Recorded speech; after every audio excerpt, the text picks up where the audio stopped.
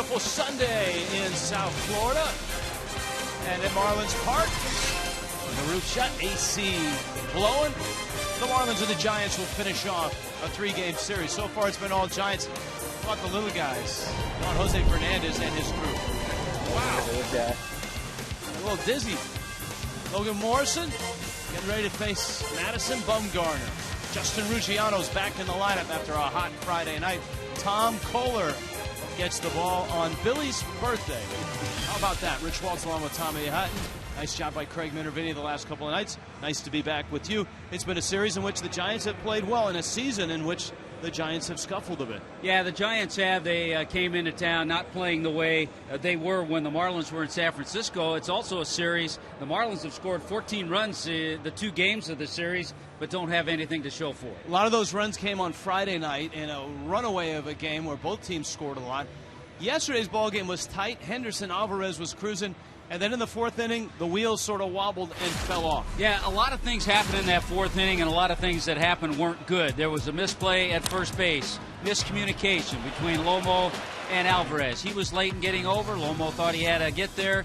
Would it have been close if he'd have flipped it? Sure, but you have to make that quick decision. Then there was a balk call on Henderson Alvarez. Little ticky-tack of a call, but it cost a run. Then a big base hit. Is this catchable? Maybe, maybe not. A tough play for Marisnick in center. Gregor Blanco gets the triple, drives in a couple runs. Mixed in that 4th inning was also a wild pitch. So it was not a good inning for the Marlins, not a good inning for Henderson Alvarez. And a tough day to bounce back for the Marlins because they're up against one of the National League's best. Madison Bumgarner gets the ball for the Giants. He's an absolute horse. Yeah, this guy's been on a tremendous roll. Look at his ERA, 2.73. His record, 11-7. He was halted his last start because of rain. He only went 4 innings, but he had a stretch of 10 consecutive starts, 7 or more innings. Tom Kohler, he wants to revitalize what he did in San Francisco. 7 innings, 3 hits, 1 run against the Giants in that start at AT&T. He'd like to get dumped with beer again like he did in San Francisco. That's our Coventry matchup with Kohler and Bumgarner. Marlins and Giants. Hey, it's Billy's birthday on a kid's Sunday. Niners, Nuggets. Nice tie, buddy.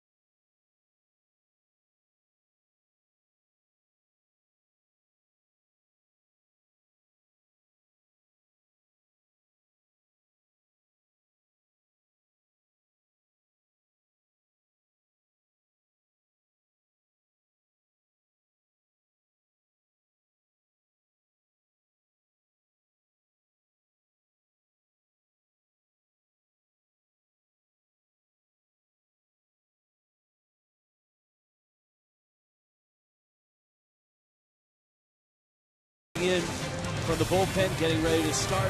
Marlins and Giants moments away. Let's go out center field. Craig Minervini, Jeff Conine. Guys? Oh, thank you very much, Rich. And, outfield play, infield play, you always have to worry about your boundary in a baseball game. Sometimes it's foul territory.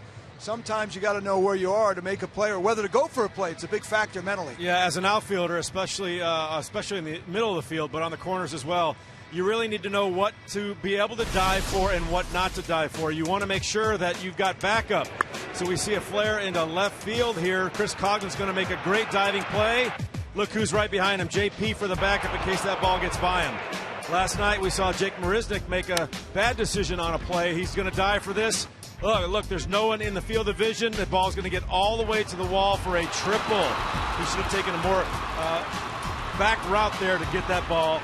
So he just takes it, gives up the double maybe, but make sure that ball doesn't get by him for extra bases. Expansive outfield. This is not a bullseye on Stanton. He was played way over the line. There's no way he could have gotten even closer to that On a line ball. drive, you got to make sure on a more lofted ball, it's easier to dive for because it's not going to go very far. All right, now in the infield, what are the concerns there sometimes? Well, when you got foul territory to consider, especially at first base or third base, the first thing you want to do is pick up the ball, obviously, but then glance down to see where the wall is and try to gauge how quickly you're going to run into it. We see Logan Morrison doing a good job here of finding the wall with his hand and being able to reach over the wall into foul territory to catch these baseballs. But that's set up by seeing where that wall is on the way there. You got to make sure you glance down to see where that wall is. I didn't see much of a glance. Did you have a lot of guys, you see them go over, try to get there real quick. What was your style? Well, I'd look up and then I'd glance down to see what was in my way, whether it be a tarp at the old field or just the wall. And you make sure you get there quickly so you can watch the ball come down. What's a tarp? I know, it's so great, isn't it? So is Sunday baseball with a beautiful roof overhead here in hot South Florida. It'll be perfect conditions for Bumgarner and Kohler. Let's see if the Marlins get a win in this series before the Red Hot Dodgers come in. Next.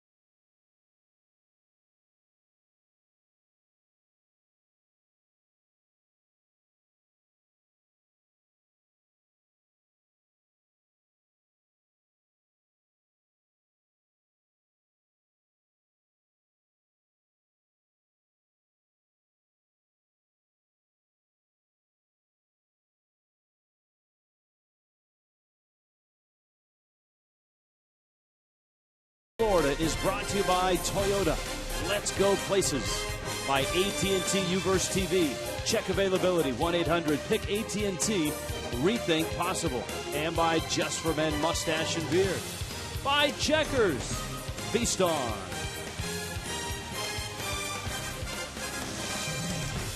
Tom Kohler over the line and out to the mound. And away we go. First game out of the chute in the National League today. The Giants and the Marlins here from Marlins Park. The San Francisco Giants, managed by Bruce Bochy. Gregor Blanco is in center field. Brandon Crawford will play short. Brandon Belt has been hot. He's at first. Hunter Pence has had a nice series. So has Pablo Sandoval. Hector Sanchez has hit a couple of 3-run homers in his last 2 games. Roger Kieschnick is out in left field. Joaquin Arias is at second base. Madison Bumgarner hits ninth.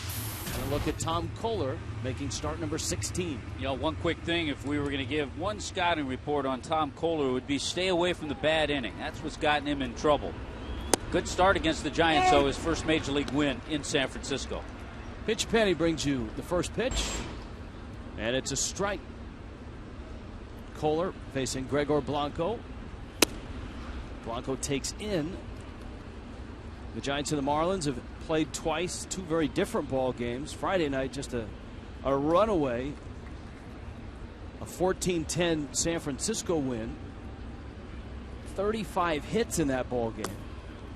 And last night, as we just showed you, it was a tight ball game until the fourth, when a series of could-have-beens and should-have-beens led the Giants to an early lead, and they never relinquished it. Fastball and a swing and a miss.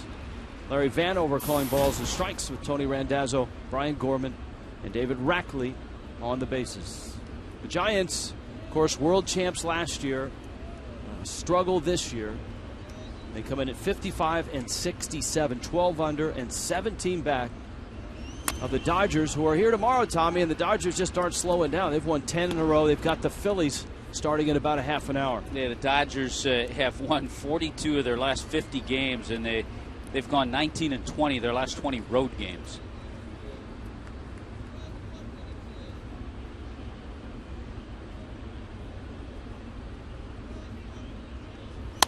Blanco lines it into left field. A triple last night and a couple of hits for Blanco, and a single to open things up for San Francisco. So the Giants are underway with a hit. Cleveland Clinic brings you the Marlins defense. And there is a look at that defense. Yelich, Ruggiano, Justin Ruggiano, the lineup today. Stanton in right. Ed Lucas and Echeverria on the left side. Solano and Logan Morrison. Jeff Mathis behind the plate. A little different look with Blanco leading off. Marco Scudero the last couple of nights has led off for the Giants, but remember he had to leave the game last night with some back stiffness. So here's Brandon Crawford, the slick fielding shortstop. And he takes a strike.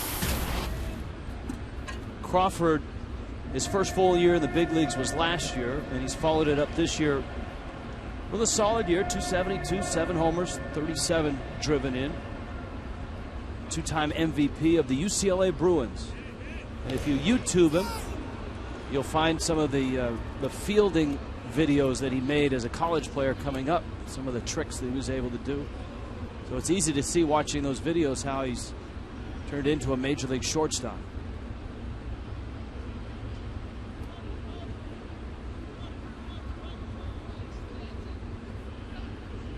Blanco has a sizable lead, and Crawford fights off a fastball.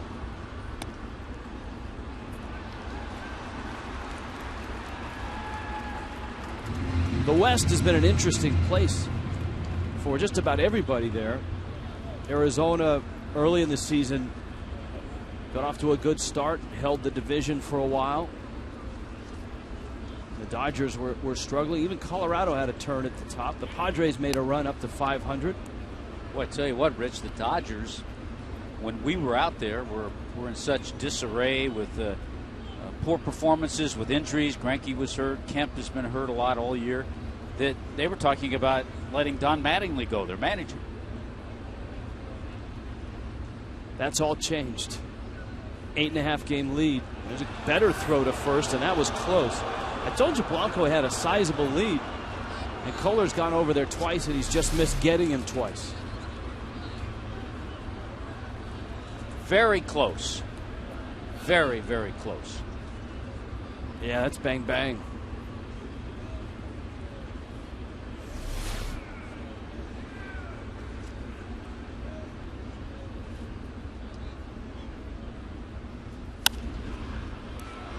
That one popped into foul territory. Ventures Lucas, and he makes the catch, and Kohler has his first out of the first inning. That brings up Brandon Belt. Brandon Belt, one of the young players the Giants are hoping develops. And in August, he's really had a nice charge that has pumped his average up. Belt, a guy that was a 5th-round pick out of the University of Texas and just absolutely crushed minor league pitching before he gets to the big leagues, and here he is, and he's turning into a nice big league player. Yeah, he had an 11-game hitting streak snapped last night, but he did walk a couple of times, and each time he walked, he scored. You see the August that he's had. We just saw Andrew McCutchen. The Marlins will see Jason Worth on their next road trip. That's a sidearm look. Kohler with an even different move, Tommy. He dropped down and got it over there, and again he's come close to getting Blanco 3 times now. It's nice to mix it up. When you mix it up, it really fools a runner because he's not sure, and I guarantee Blanco's not going to take another half step. Every throw over there has been bang bang, and Blanco still has a good sized lead. Yet to Blanco's credit, he's stepping out right at the same spot and just fully extending with that dive back to the bag. And people talk about the running game in terms of stolen bases, but this is the other part of it that managers, catchers, pitchers have to deal with, and that's a pitcher suddenly focusing his attention on Gregor Blanco and not Brandon Belt. And Belt is thinking to himself, all right, am I ever going to get a pitch? But chances are the pitch that he gets might not be a bad one to hit. To me, it's a little too much focus this early in the game. From Kohler. Yeah. 1-0 pitch, and it's fouled at the plate, and it's 1-1. And you have a good hitter up there. You don't want to make a mistake. So the focus, you want to make sure you make good pitches to Brandon Belt.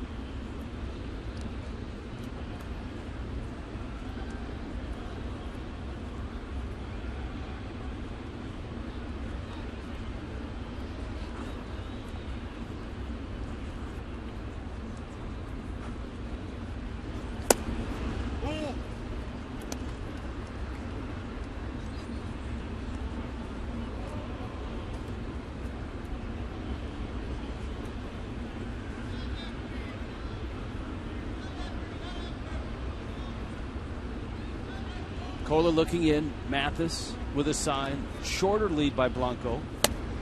And a fastball up. And this is exactly what we talked about, Tommy. As a pitcher, it's okay to go over there a lot, but you have to have the ability to refocus and get back into the at-bat. And all of a sudden, if that's changed your focus and you can't throw strikes to the hitter, that 3-1, he may be going here, but you can't worry about that. You have to make a good pitch to Belt. Blanco 11 stolen bases. He's been caught 5 times. Giants don't run a whole lot. They don't have a lot of speed, but they have a pretty good percentage. 52 stolen bases. They've been caught just 17 times.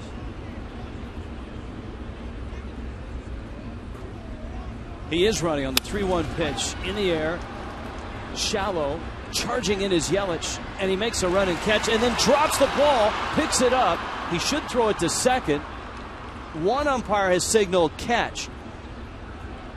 Third base umpire David Rackley says catch.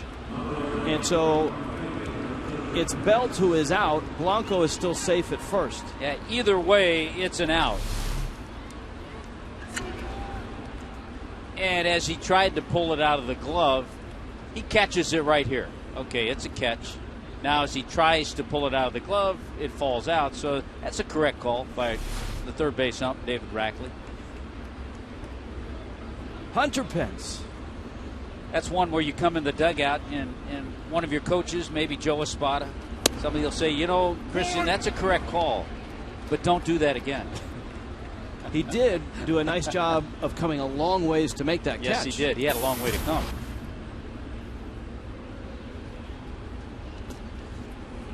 Hunter Pence, who was 0 for 4 yesterday, had a nice night, drove in 5 on Friday, 2 doubles, 3 hits. And we talked about the uniqueness, the unorthodox swings. Those are his practice swings.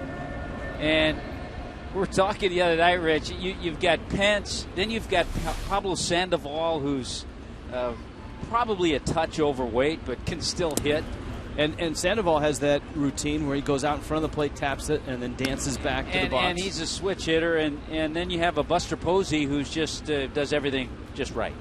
Well, in Buster Posey's mind, in some minds, I mean, Hunter Pence does it just right. Pence looks at Posey and goes, "What are you doing?" I know. Pence is saying it's worked for me. He's had a real nice big league career. 30-year-old out of Arlington, Texas. And Pence clobbers one. Left center field. That is deep.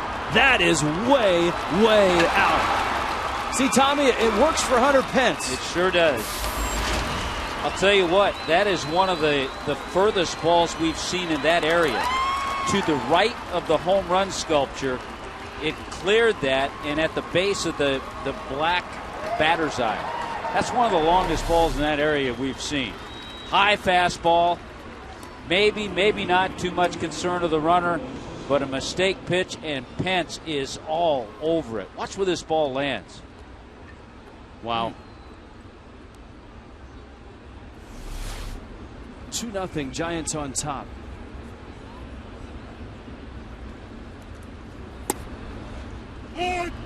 Well, the Marlins have been underwater this whole series, with the Giants scoring early and often on Friday night, jumping out to the lead last night.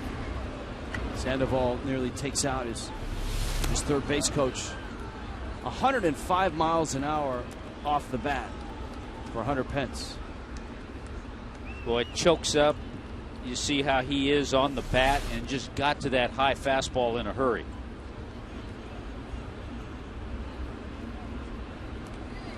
Oh, 2. Sandoval pulls it foul. 5 hits and 3 walks in this series for Pablo Sandoval. He's reached base 8 of 10 times. The Giants, of course, are the defending world champs. Sandoval, the World Series MVP. And the odd thing about Sandoval and the Giants and their 2 world championships, remember, he was not in the starting lineup in 2010. He had struggled down the stretch, found himself on the bench, which brought about the odd stat at the start of the year in that Buster Posey was the only Giant who was a starter in both 10 and 12 who was on this team. It was on last year's team. Liner caught there by Lucas. But the Giants get into Tom Kohler, and they get into him for a long, long home run. Hunter Pence.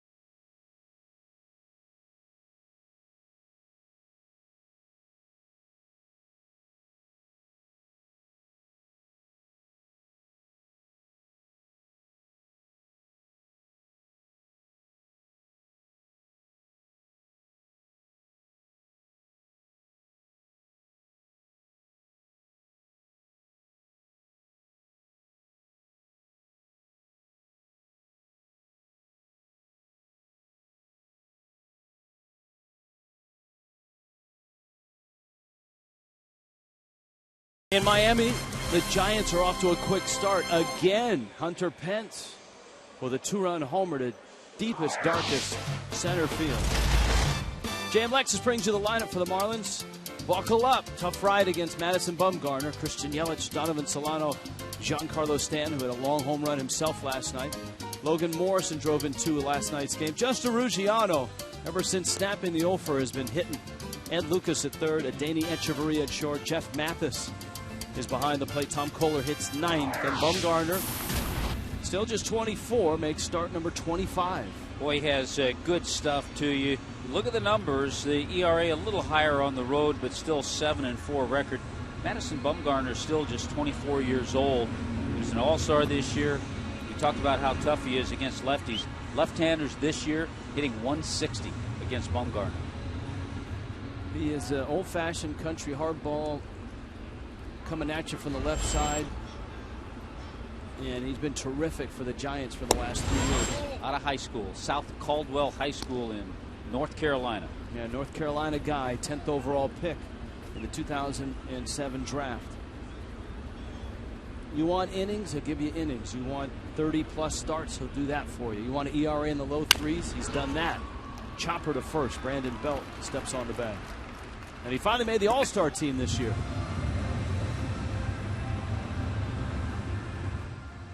Defense for the Giants brought to you by the Cleveland Clinic, Florida. And it sets up this way with Roger Kieschnick, Blanco, and Pence in that outfield. Sandoval and Crawford. Joaquin Arias starting at second base. Belt's been there at first all 3 games. And Hector Sanchez behind the plate. So Buster Posey only catching 1 of the games in this series.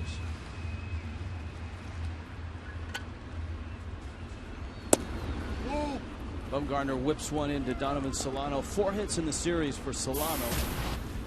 And Donovan continues to drive in runs and continues to be the Marlins' best with runners in scoring position.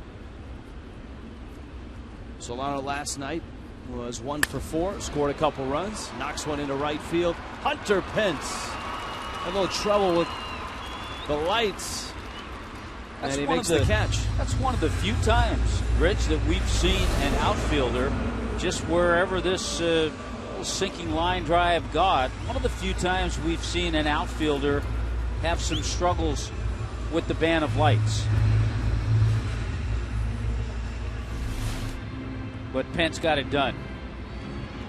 It's not pretty, but he does get it done in the outfield. And here's Stanton, who was hit in 4 straight, knocked one up to the Budweiser balcony, and a fastball misses up.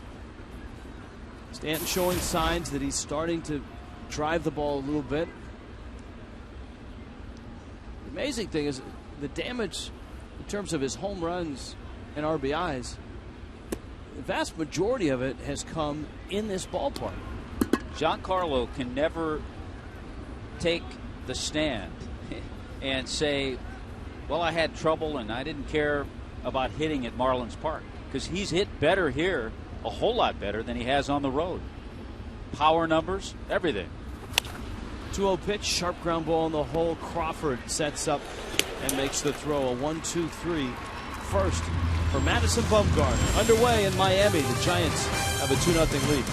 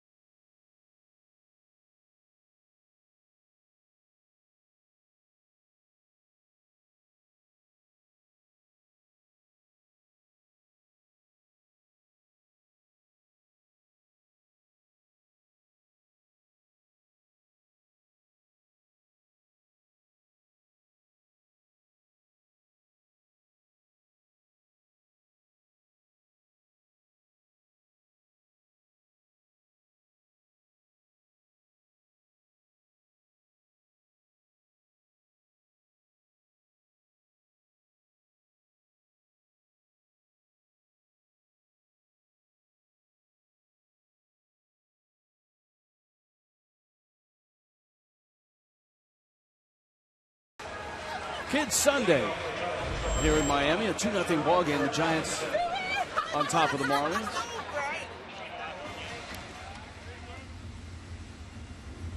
Tom Kohler trying to bounce back here after giving up the 2-run home run to Hunter Pence. As you pointed out, Tommy, and Kohler talked about this about a month and a half ago as he was into the starting rotation. Consistency, command of fastball, consistency with location. Kohler has shown good stuff, and at times he'll run off 3-4 innings of dominating stuff. Well, he did that in San Francisco when he picked up his first major league win. 7 innings against the Giants, gave up just 3 hits and a run. Good to face Hector Sanchez with nobody on base. His last 2 games, including Friday night and then a pinch hit appearance in the prior series, he's at 3-run homers. I mean, he's almost as hot as Miguel Cabrera. Oh, I said it at the outset of the show that the Marlins and the Giants were the first game out of the chute in the National League. The first game out of the chute in the American League is that terrific series up in Detroit with the Tigers and the Royals. And Miguel Cabrera's hit his 40th, a 2-run shot, and the Tigers have a 2-0 lead over the Royals. Those 2 teams have split the first 4 of what is a 5-game series. And that's after Miguel Cabrera hit a walk-off home run to win the game last night. Oh, that was a great game last night as well. It was, as you noted, it was tied, and then Miggy walked off. So a lot of interesting games in baseball today. Some are just getting started. Arizona at Pittsburgh. Arizona went off last night and beat the Pirates. Cut the Pirates' lead in the Central down to 2 with the Cardinals win. And talk about fastball command and location. That had neither. Sanchez has walked. Roger Kieschnick comes up. If you go to any Wednesday Marlins game, you can save up to 60% with the Chevron Crazy 8 ticket offer. Fill up at a participating Chevron, get $8 home run porch or $18 home plate box tickets. The deal is crazy. Visit your local Chevron or Marlins.com Chevron for details. Restrictions apply. Good example of the inconsistency right now with Tom Kohler is how badly he missed with that fastball and walking Sanchez. With 3 balls on Sanchez, you know, you expect to be around the plate a little better, and he missed badly. And the result of missing, not that badly, but missing to Hunter Pence was a, I'm guessing, 440-foot home run to center field. Always amuses me, Tommy, by the way, on the MLB at Bat app or others when they describe a home run, and it's always because they try to describe a line drive or a single or a double. It's always so and so homered to deep right field, or Miguel Cabrera homered to deep left field. But they need to throw a few more adjectives in there for me, because everything that's a home run is deep, isn't it? Well, it has to be deep. I know. I'm waiting for the home run to shallow right field. They've got to add to it. I mean, you can't just say Pence's home run was the deep center field. You can't say Stanton's home run last night was to deep left field. Morrison gets it out there, need a tag there, and they get it. And the Marlins get a nice double play. Not your average double play, but 3-6 on the tag with that Chavarria. A little easier play than Lomo had the other night on a ball that got by him, but he's right there on the bag, and I like the way he steps inside to give himself that angle to make a good throw to Chavarria. Watch him step. Okay, a little bit inside because he has to go left of the runner. The throw is there, and a nice 3-6 double play. So Sanchez is doubled up. Arias swings at the first pitch and drills it in the gap right center. Getting to it quickly is Ruggiano, and it's going to end up as a double. And the Giants have their 3rd hit, their 2nd extra base hit. With 2 outs, it's going to bring Bumgarner up. Rich, that's their 11th extra base hit this series. They had 8 on Friday night. They were finding the gaps all night. And Arias getting the start today with Marcos Scudero sitting this one out. Finds another gap, this one into right center. And what looked like could be a nice easy inning with maybe the pitcher coming up. All of a sudden Arias clears the pitcher out of the way with Bumgarner hitting.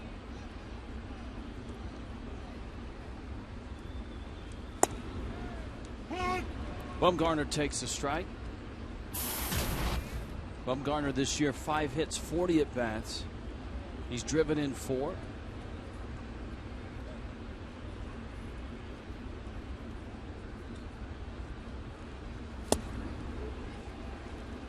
And a swing and a miss. So Miguel Cabrera has hit his 40th in the American League home run chase. What's Chris Davis at? 45, 46? 44. 44. Going into play today. Mickey's going to catch him. Well, and then that's the Triple Crown right there. He needs to. Because he's up in RBIs. He's way up in batting average. Davis is 4 behind Cabrera in runs driven in. And Miggy was hitting 358 coming in. Mike Trout second at 330.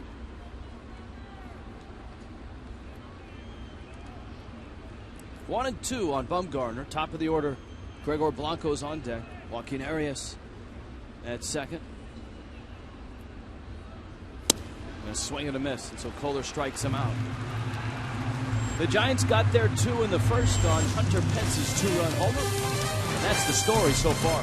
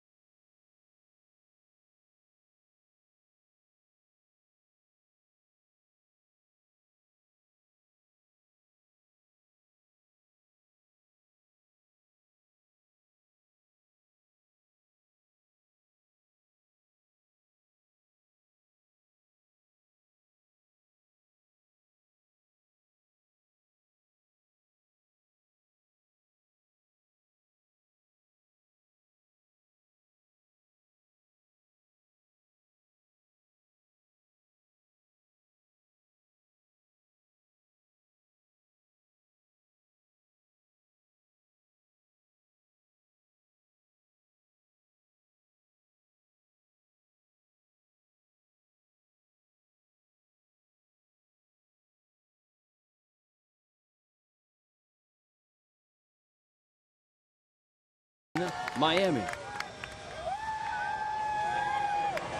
This year, Fox Sports is proud to partner with Johns Hopkins Medicine, one of this year's Fox Sports Supports charities. Johns Hopkins is at the forefront of groundbreaking research into autoimmune disorders like multiple sclerosis and lupus. Join us in the fight against autoimmune diseases. Donate now by visiting hopkinsmedicine.org/Fox. Rich, you know I always have fun with this. The estimated distance of Pence's home run. And I'm no mathematician who can calculate all kinds of things, but the estimated distance is 420. Well, heck, 420 would be if it went right over the 418 sign. That would be 420. It's deeper into that corner, and then it went well beyond that corner. Well, that's why we always rely on HitTracker.com, and it usually takes them a little bit to calculate not only true distance, but also exit speed off the bat. It hit the back, the green rim of the... It hit right down in there. Yeah. And right then down in there. Bounced up, so there's no way that's four. I mean, the fence is high. That's even higher. It's at the back of the home run sculpture. Hey, by the way, Logan Morrison, we told you how tough Bumgarner's been on left-handers. Lomo's 4 for 9 against Bumgarner. Morrison, Justin Ruggiano, Ed Lucas against Bumgarner. Counts 1-1. Bumgarner has that real whipping action with the arm that comes way around, and the ball just explodes right out of his hand. Well, let's delve into the scouting report. Deceptive. That delivery is also very deceptive. Big breaking curveball, and he's improved his pickoff move to first base. A lot of stolen bases last year, but much better this year. 1-2. Morrison's career numbers. Lomo's hitting 5 straight.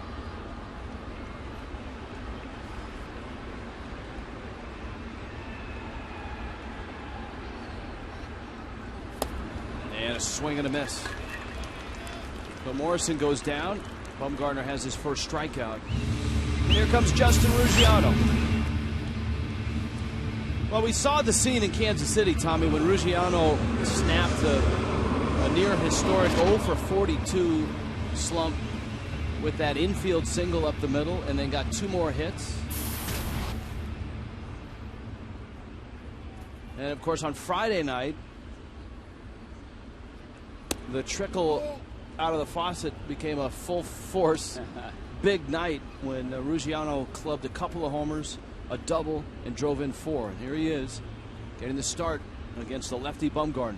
I'm sure that has happened before, but not too often, where a hitter comes into a game, in the case of Ruggiano, not as a starter, in a double switch because of the situation of the game.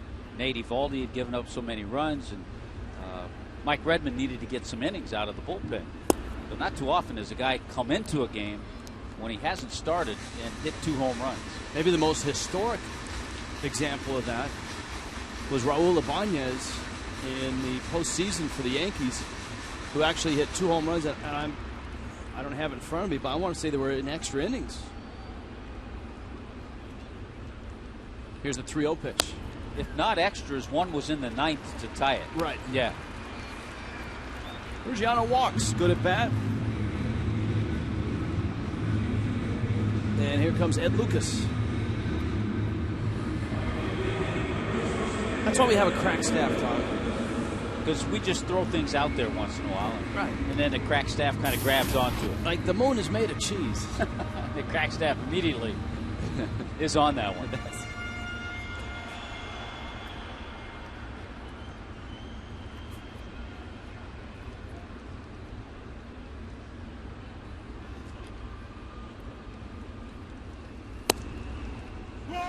Strike to Lucas, 0-for-3 in the series.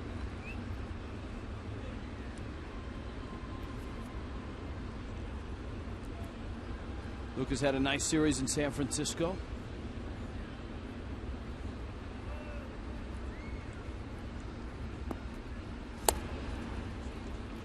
A swing and a miss. You talk about starting your professional career different ways for Ed Lucas, and of course Madison Bumgarner out of high school as an 18-year-old.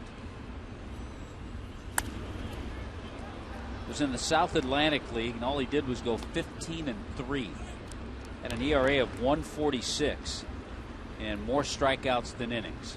And he found himself in 2010 in the middle of a pennant race, and then found himself in the postseason winning Game 4 against the Texas Rangers. He's made a couple of World Series starts, and in both of them he's not allowed to run. Look at Billy enjoying his birthday, always.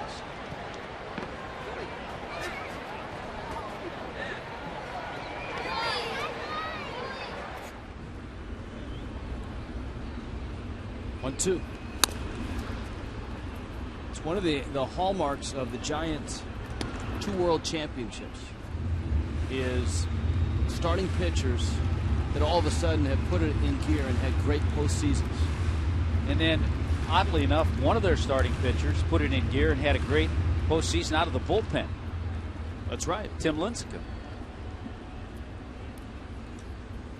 I mean, last year, out of nowhere, Barry Zito was good. Ryan Vogelsong was outstanding in the postseason last year.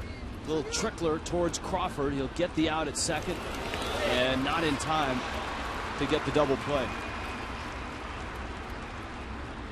And in 2010, Zito wasn't even on the postseason roster. No, he wasn't. He was the outside looking in, and Kane was dominant in that postseason as well. All right, AT&T U-verse brings you our poll question. Are the Giants better than their record? If Bill Parcells is watching, he would say, we are what our record says we are. And when a Hall of Famer says that, he's right on the money.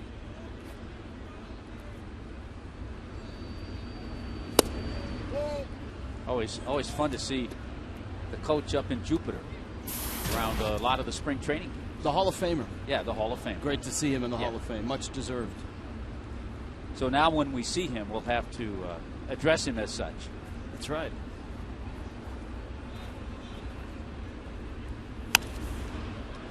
Echeverria fouls it into the seats. It's tough to say. I mean, I think the Giants are better than their record. They have a better pitching staff. It's been an off year for a couple of their chuckers. I mean, Kane has not been the Matt Cain of usual. Lincecum's been erratic. I mean, he's had some great games, then he's had some poor games. He's 6-12. And of course, Zito with an ERA of 5.5. And he's in the bullpen right now. He came in at the end of the ball game. They're having a better year from Brandon Crawford, their shortstop. Scudero's been pretty solid.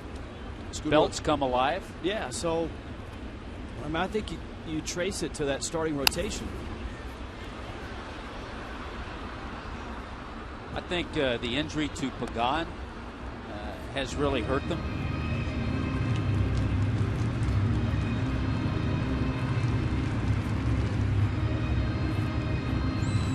One and two. Buster Posey, a .304 average, 30 doubles, 14 homers. Crawford, Arias at second gets the out, and Bumgarner is through 2 without allowing a hit.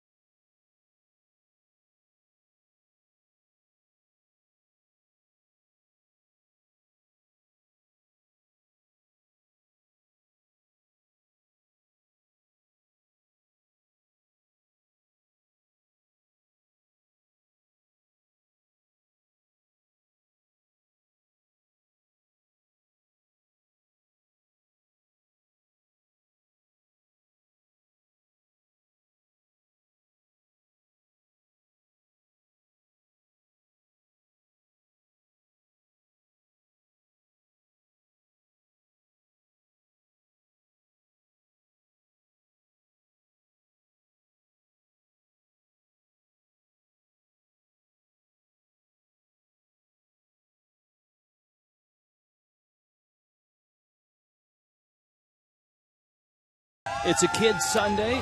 On Kids Sundays, we always provide you a few Tommy's tips. Danny Echeverria is a welcome addition to Kids Sunday, Tommy, because he's so fundamentally good out at short. Yeah, he is. You know, sometimes you can practice this just at home. Practice reaching in, getting the ball, and getting the grip right away. And see, he has that four-seam grip. Look at how he grabs the ball, has a grip, straightens up. This time he's able to square himself to first base, gets his arm in a perfect angle, and that's why he generally makes throws that are chest high over to first base.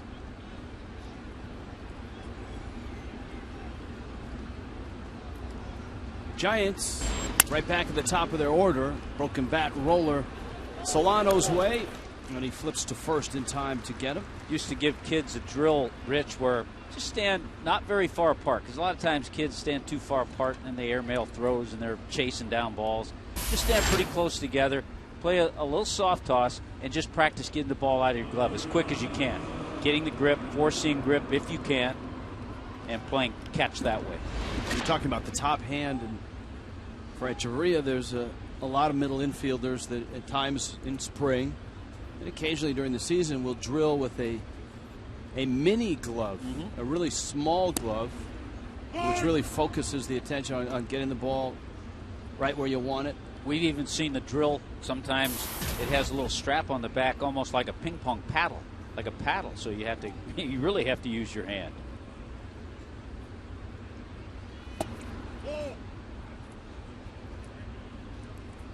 So there are all kinds of drills, and it takes lots of practice. There was a second baseman long ago, wasn't much of a hitter, but was a really, really good fielder. A guy named Dick Green. He was the 1-1. Athletics. Green used to turn double plays. He was a second baseman, and he would catch the ball on the back of his glove.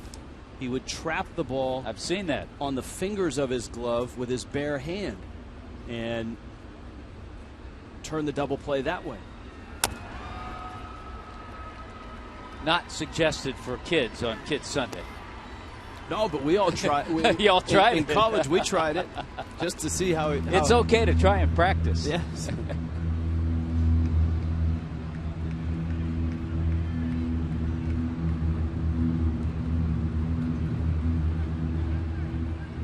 What was the saying that we heard at the Negro League museums from Bob Kendrick, and I forget which player said it? It's not showing off. I think it was Satchel Paige. It's not showing off if you can do it. If you can do it. And he was talking about behind the back fancy plays that were kind of the norm in the Negro Leagues in the 30s and the 40s that didn't really exist in the major leagues. Now you see it all the time. Guys flipping from their glove right to a base. Behind the back flips. Crawford swings and misses. Settling in a little bit better is Tom Kohler. Good pitch there. Good breaking ball to get Crawford. Here comes Brandon Belt. I think the guy that does it the most and does it the best is Brandon Phillips, second baseman for the Cincinnati Reds. That Gold Glover has some moves. A pair of outs. Kohler trying to settle into this ball game since getting roughed up in the first with a 2-run homer by Hunter Pence.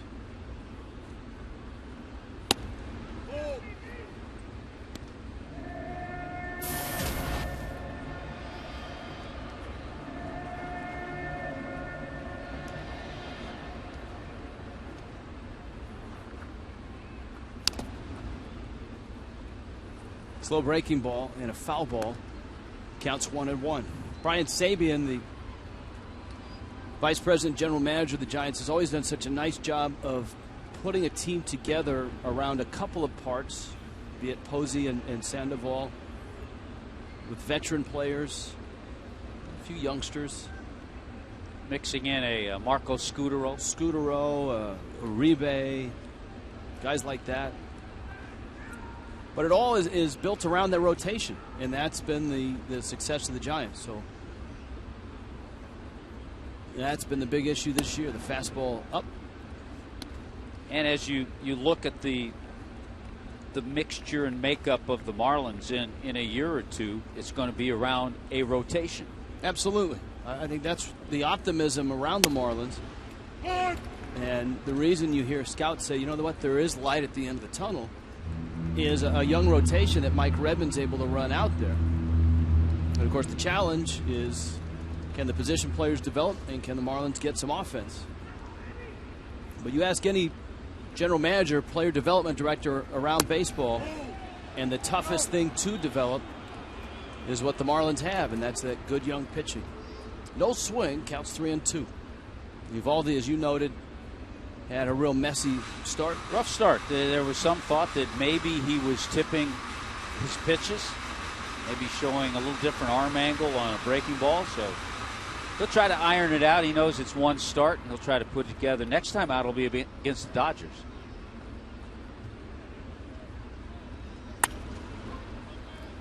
Bouncer to short, Echeverria, just like on Tommy's tips. On to first in a 1-2-3 inning. Kohler's first of the ballgame.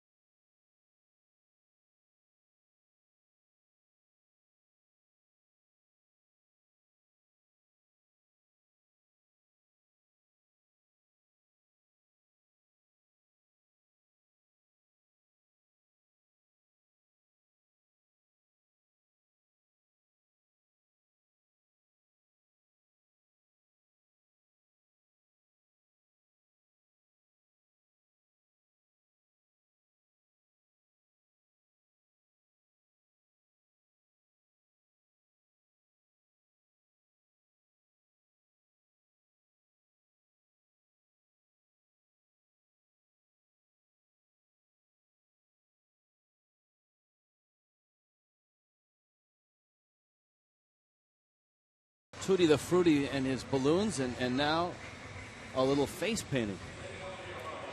We've been talking about the Dodgers, and they arrive tomorrow night with a lot of swagger and a lot of wins and a lot of momentum.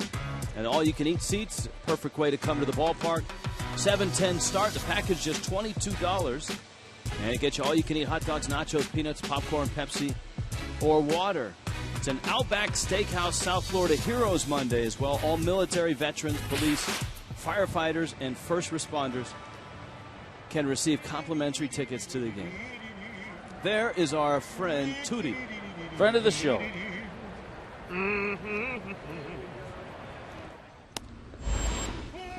We should all enjoy our jobs as much as Mr. Fruity.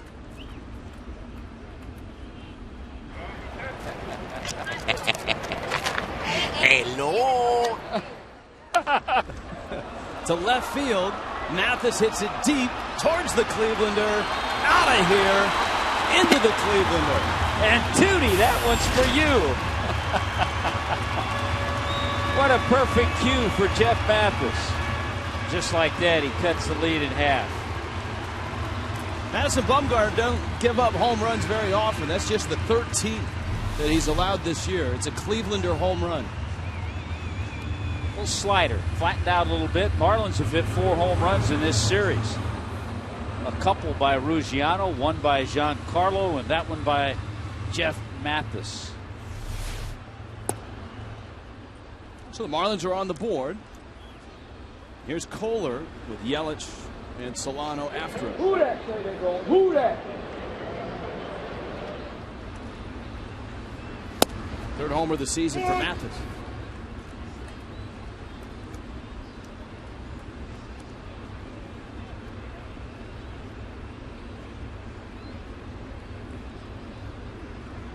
First hit, and it's a home run. That's good to see. Remember, the Marlins had gone that stretch, I think 13 games where they'd only homered once. Solid swing. That slider came right to him. And into the Clevelander. I know it's a tough angle.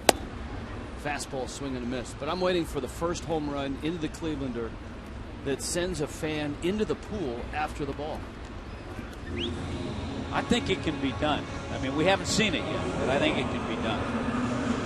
We're going to have to get a carom here and navigate those 4 rows of seats. Yelich now, as Kohler strikes out. First time through the order. Bumgarner with a pair of strikeouts, a walk, and a solo homer. There's the good breaking ball you talked about in your scouting report. You know, not only is it a good one, but he keeps it away. He spots it well. He doesn't just spin it up there and hope it's in the strike zone.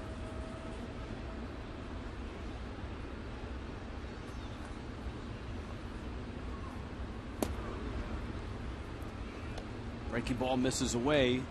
We just promoed tomorrow night Miami and Los Angeles, Dodgers and Marlins. It's a Jose Fernandez start. Fernandez at 8-5 with a 2.45 ERA against Hyun-Jin Ryu. Fire to first. Yelich is out.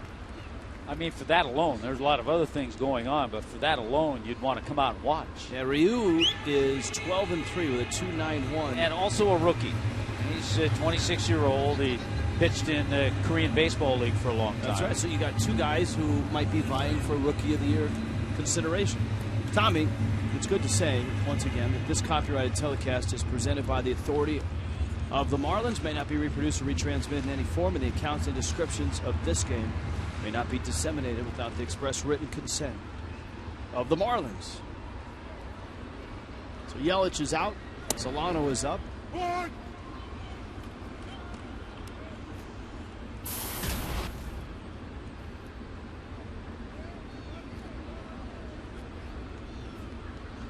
Solano lined to right his first time up.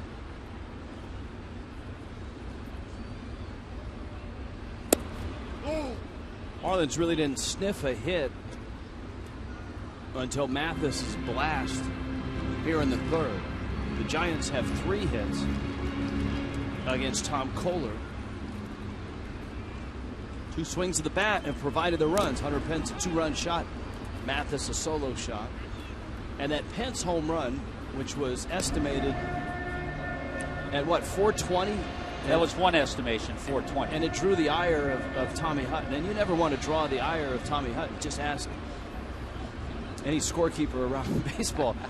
But you've got another distance that has come through with a little more official feel to it. Yeah, another website estimated the distance at 459. That is actually more believable. I'm going with that.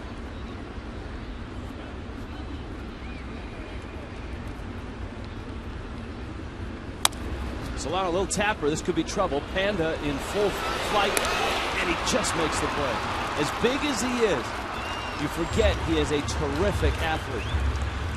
Pablo Sandoval makes the play. Jeff Mathis leaves the yard, and the Marlins trail the Giants 2-1.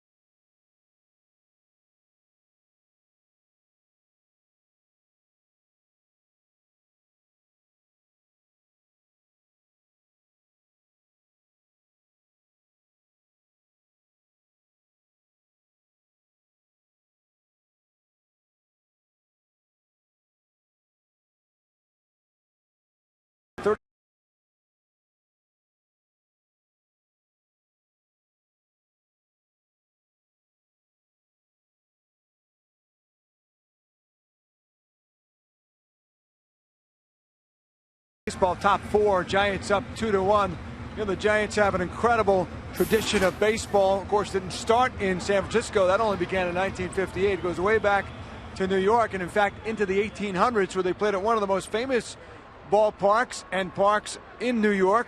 They had 3 big parks in the day. It was the Giants, the Dodgers, and the Yankees, all vying for fans' attention. The kid next to you might have rooted for a different team. The 3 teams played. Dodgers at Ebbets Field, the Yanks, of course, at Yankee Stadium, very close to the Polo Grounds, which had actually 3 different buildings. That one there, the bathtub shape, is the most famous. It went to 483 feet in center field. It's where Willie Mays caught that great catch off Vic Wertz in the '54 World Series, and it was even up to about 450 to the gaps in left center and right center field. And guys, when I do a Giants series, it's always special for me because my dad grew up going to those games in the late 1920s. Just passed away last year at the age of 91. And he worked at the Polo Grounds later in life as a horse patrolman, occasionally for a big Giants football game, occasionally a baseball game. He'd be out in the bleachers in the bullpen area and would come on with his beautiful horse many times. But they had other events there too, like boxing with Joe Louis, and Jack Dempsey fought there, and University of Notre Dame football, and a bunch of things. And it finally was dilapidated, guys, and the Giants had to move town. And that announcement was August 19th of '57. That's 56 years ago tomorrow. Hey, Craig, a question for you, since you're steeped in that history with your father and all that. Why was there more outrage over the Dodgers moving than the Giants moving? The Dodgers were the hot team. They were winning. They were popular. They had a lot of fans in Brooklyn. The Polo Grounds dilapidated. The area was getting worse, and they didn't have much success. And they did have that '54 series triumph, but they didn't really capture the area quite as much as the Brooklyn Dodgers did, which made it difficult for my dad because he lived in Brooklyn and he was a Giants fan. And their owner, his only business was the Giants. They lost the football team. He was left with baseball, and that's it. And attendance had gone, I think it was over 1 million when they won the World Series in '54, to less than half of that in a dilapidated ballpark. And all of a sudden, when O'Malley moved the Dodgers and he wanted to stay, he couldn't get a stadium in Brooklyn. He called Horace Stoneham, the owner of the Giants. He needed a suitor because the closest team to the Dodgers was St. Louis, 1,600 miles away in Major League Baseball. So the Giants, it was a call they wanted to take, and it was a great business move for both franchises. The Giants went from struggling at the Polo Grounds to finding a big audience in San Francisco. And it had to be done with 2 teams. Yeah. One of the 2 couldn't have gone west. Well, and of course the Giants arrived in San Francisco, and there wasn't a ballpark there except Seal Stadium, which That's is where they played. Their Pacific Coast League park. That is a fair ball. Boy, talk about a unique swing and some odd angles. Pablo Sandoval, who lined to third his first time up, having a great road trip. He's 10 for 21 on the trip, and that liner somehow stayed fair down the left field line. Boy, that's staying inside the ball, and the Marlins have played him off the line, and rightfully so. But that time he sneaks it past everybody, even past the third base umpire, David Rackley. Well, and it's amazing to see how quickly that ball was in foul territory. The angle that the ball took off the bat, you immediately thought it was a foul ball, but it obviously hugged the line enough to be fair, and then really sailed into foul territory. Breaking ball is a strike. Hector Sanchez walked back in the first. Of course, as the old story goes, Horace Stoneham, once he got to San Francisco, was looking for a site for a new ballpark. Said, let's go out to Candlestick Point. And well, Beautiful area. They toured downtown. Real estate was expensive. They wanted a place like Dodger Stadium, or stadiums were going where you could drive up in your cars to the game. And they went on a beautiful afternoon at Candlestick Point. Said, this is the place. Never thinking to go back there at 7 o'clock and feel how cold it was with the wind. Solano to first in time. But certainly the Giants, now that they've moved downtown, are just going gangbusters on the field. 2 world championships, sellouts, jewel of a ballpark. It's the place to be in San Francisco. And that had to be a great time for baseball back in the 50s and 60s in New York with those 3 teams. Here's Kieschnick now. Big breaking ball misses outside. Marlins have had a chance to see this young guy in action. distant relative to Brooks Kieschnick. Of course, when the Mets came about, they played their first few years at the Polo Grounds before Shea Stadium was built.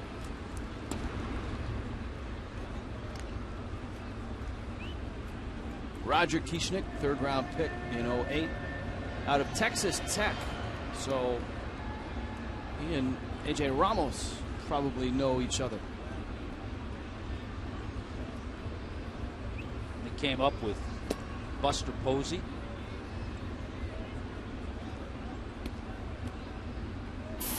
A crack staff out of Tallahassee chiming in that in the Polo Grounds, Tommy Hutton would have liked the 250-foot foul lines down left field and right field. That's one of those parks they would say to pitchers, if he pitches to center field, he'll have success. Well, right now, Tom Kohler has fallen behind Kieschnick. Pablo Sandoval is at third base.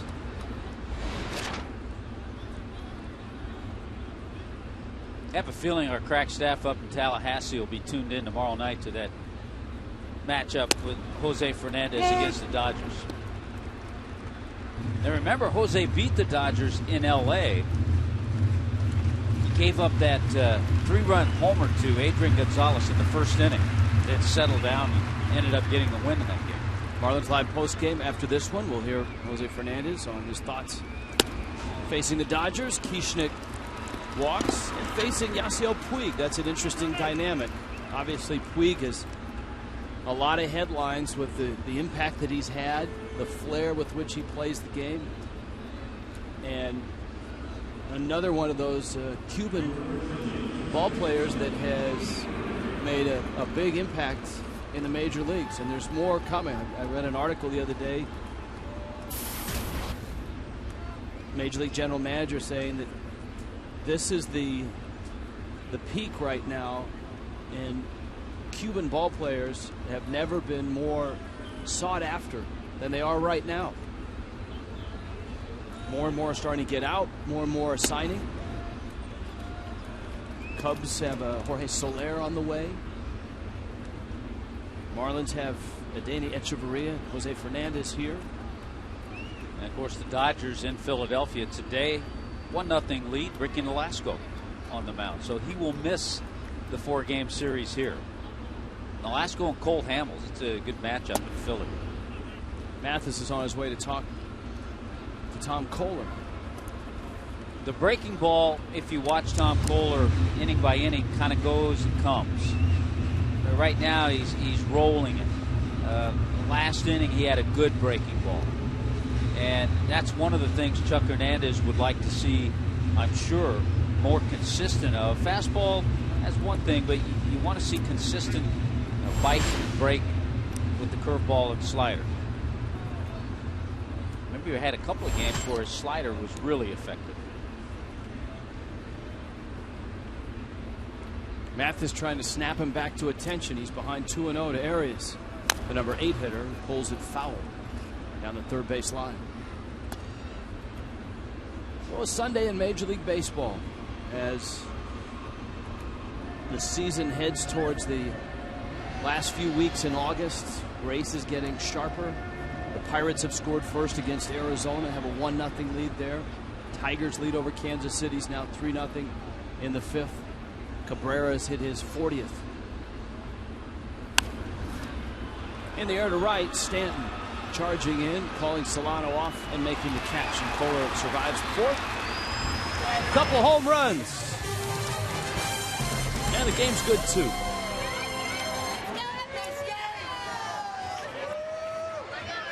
What's that?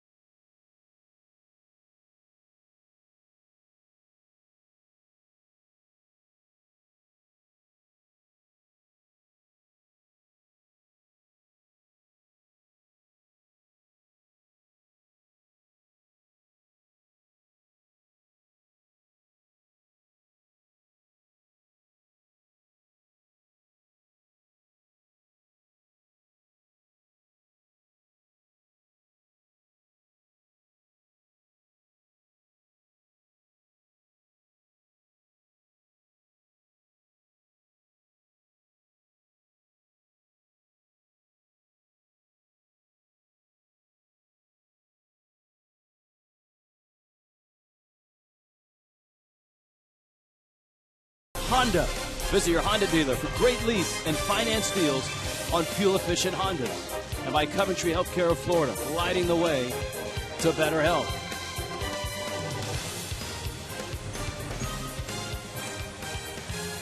Camera 12 is here with us today, just for the kids and the ladies and the guys.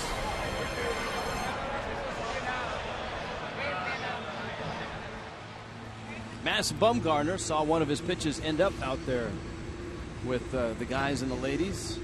And camera 12, when Jeff Mathis homered into the Clevelander in the third, Giancarlo Stanton, Logan Morrison, Justin Ruggiano in the fourth. So Bumgarner's up 2-1. He whips one up there and misses away. It's 1-0. Stanton hit a sharp ground ball in the hole at short in his only at bat. Talk about certain hitters matching up against Bumgarner. With that ground ball out, Giancarlo Stanton is still 6 for 8 with 5 doubles against the left-hander.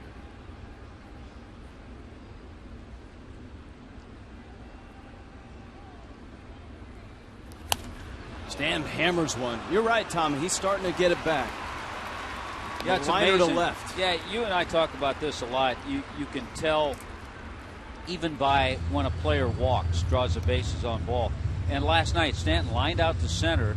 His next AB, he got deep into the count, drew a walk, and then it was after that he hit the 2-run homer. So you can see it. Toyota Trend, 48 of his 225 home games. He is homered. Marlins obviously are going to be better when he does. They're 31-17. Tommy noted how tough Bumgarner is on lefties. Yelich and Morrison in the lineup. Not easy at bats. Morrison has had some success against Bumgarner. But it's been a struggle this year for Lomo against lefties. Lomo just 5 for 40 against lefties this year.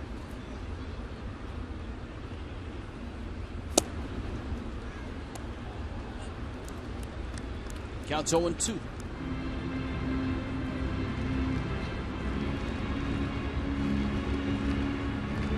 There are the splits in his career, and as we've noted, that kind of flies this year, kind of flies in the opposite direction of what we've seen from Morrison. Takes that breaking ball and pops it up. Pablo Sandoval makes the catch. And that brings up Justin Ruggiano. They've started play in Atlanta.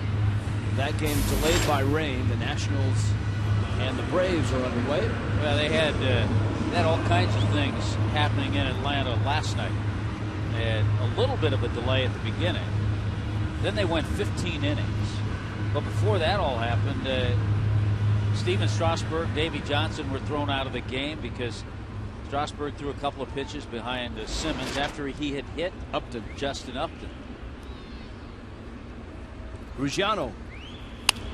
So they had fireworks in that game even before the game.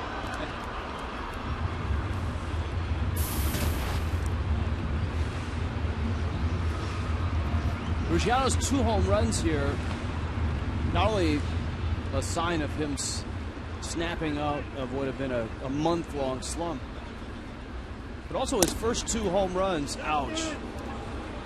I think it's catcher's interference, and Sanchez is really smarting after getting hit by Ruggiano on that swing.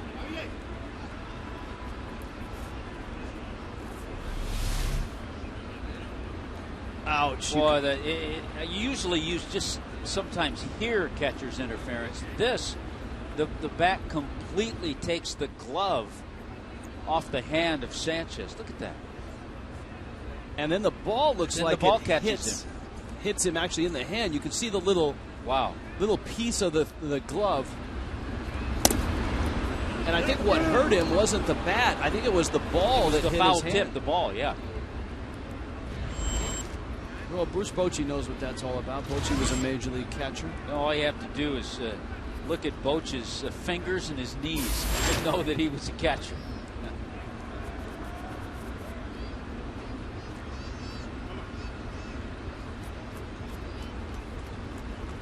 were talking about, well, we haven't been at that game in Atlanta last night. Each team, Rich, the Nationals and the Braves, each team used 9 pitchers. You could see Sanchez reattach what was a thumb guard. That's what came out of the glove. Yeah, I saw a little piece of leather fly out of there. That's an indication that that thumb is sore to begin with. That thumb guard fits inside the glove.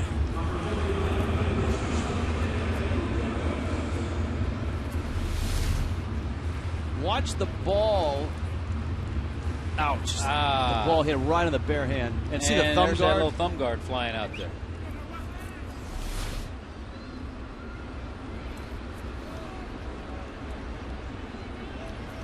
It's catcher's interference, and I believe it goes as an error on the catcher. Goes as an error on the catcher. Now Lucas swings and misses. Well, the Marlins have an opportunity against Bumgarner. First and second and 1 out. Lucas bounced into a fielder's choice back in the second.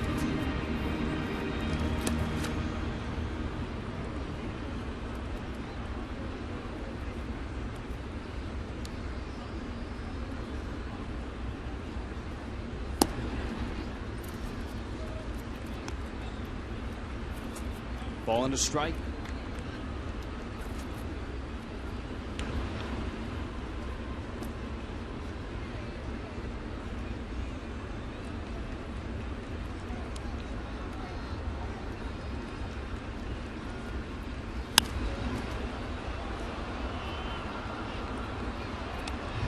One and 2.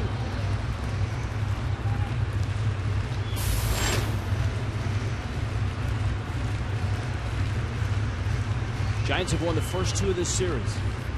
Marlins trying to get a win and get a little bit of momentum before the blue storm hits tomorrow.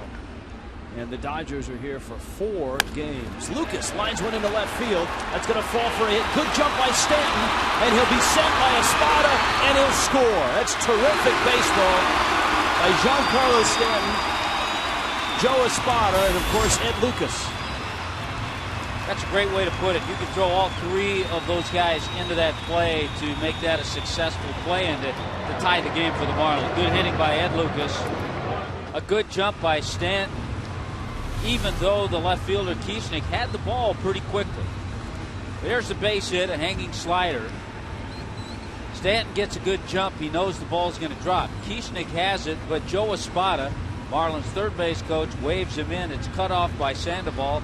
Just like that, a 2-2 tie. So the Marlins have tied the ball game. A nice hit by Lucas. Still first and second, and now Echeverria comes up.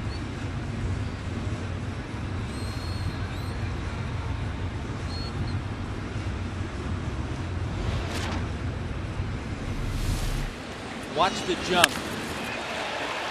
Doesn't hesitate too much. He knew right away the ball was going to drop. Sometimes you'll see a runner in that situation hesitate because he's not sure where the outfielder is.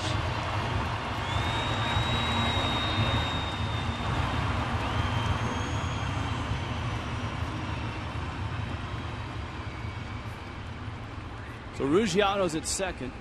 Lucas is at first. And the catcher's interference by Hector Sanchez, reaching for that low breaking ball, really has come into play in this inning.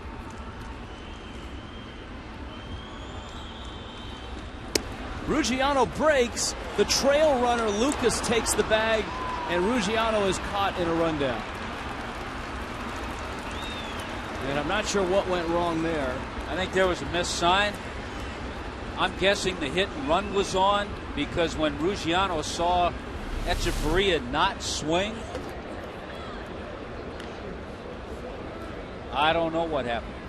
And not even sure if it was a hit and run. If Ruggiano just took off, somehow stopped.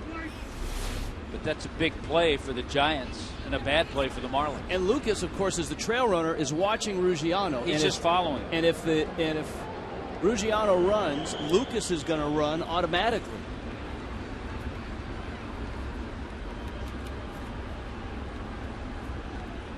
Echeverria did check his swing. It's 1-0.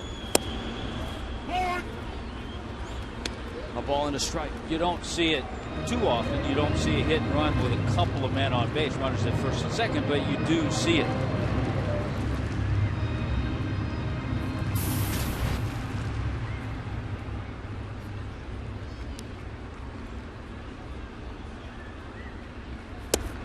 That's obviously a play that you won't know until the game ends, and you have a chance to talk to everybody involved exactly what happened. Was a sign missed by the base runner? Was a sign missed or by... was Ruggiano just going on his own? Right.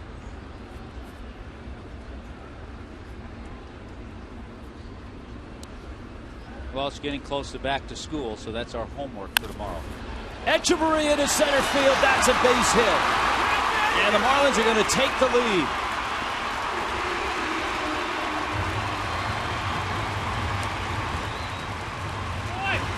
And so 2 runs against Madison Bumgarner. And a 3-2 ball game. Bumgarner has left a lot of pitches up in this inning. Sliders, that a fastball. Target down and away. It's up, and Echeverria gets to it, and Ed Lucas scores easily.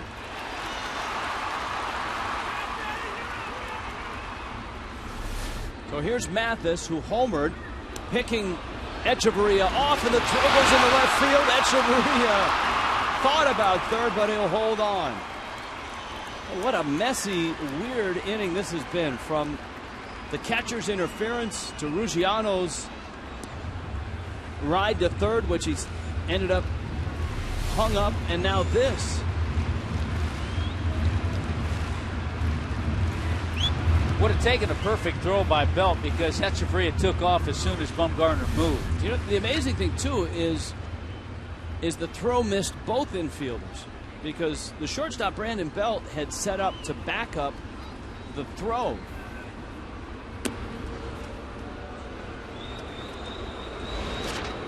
It's going to be an error on the first baseman, but they're also giving it as a caught stealing, and I'm not sure that you can give a caught stealing. Usually that's a stolen base. Because if a catcher throws the ball into center field and the runner's running, it's a stolen base. It's a stolen base. I mean, it's one thing if the shortstop drops the ball. You're saying, or the scorekeeper's saying, that Belt's throw had to be perfect. You're assuming it's going to be a perfect throw and the tag's going to be placed on. Well, here's a look.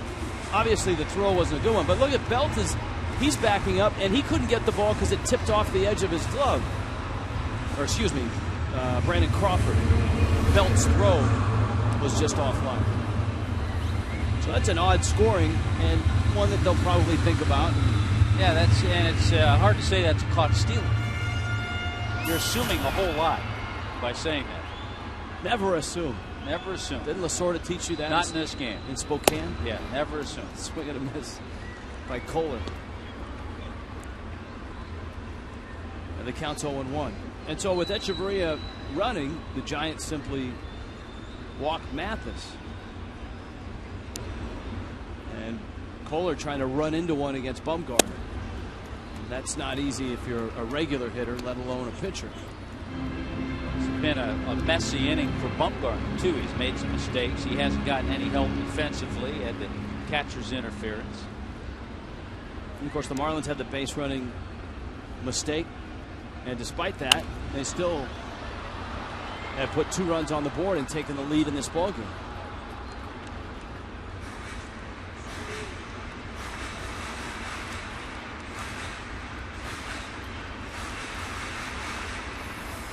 Miami right now has their first lead of the whole series. Remember the big outpouring of runs by the Giants on Friday. Giants led the distance last night. Kohler, no swing. And the count to 1-2. Yeah, Friday night the Marlins kept trying to get close, battling back, making it close, but never were able to tie or take the lead.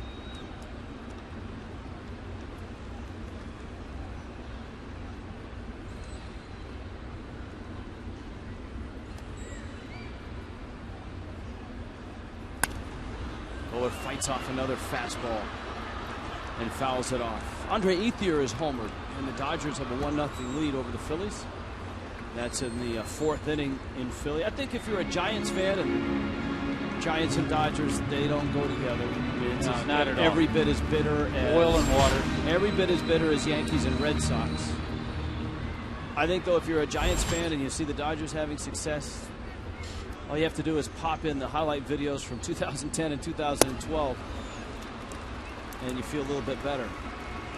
Marlins get 2, lead it 3-2. And we're back with camera 12 after the sports injury prevention message from Cleveland Clinic, Florida. We go Marlins! And Marlins! Yes!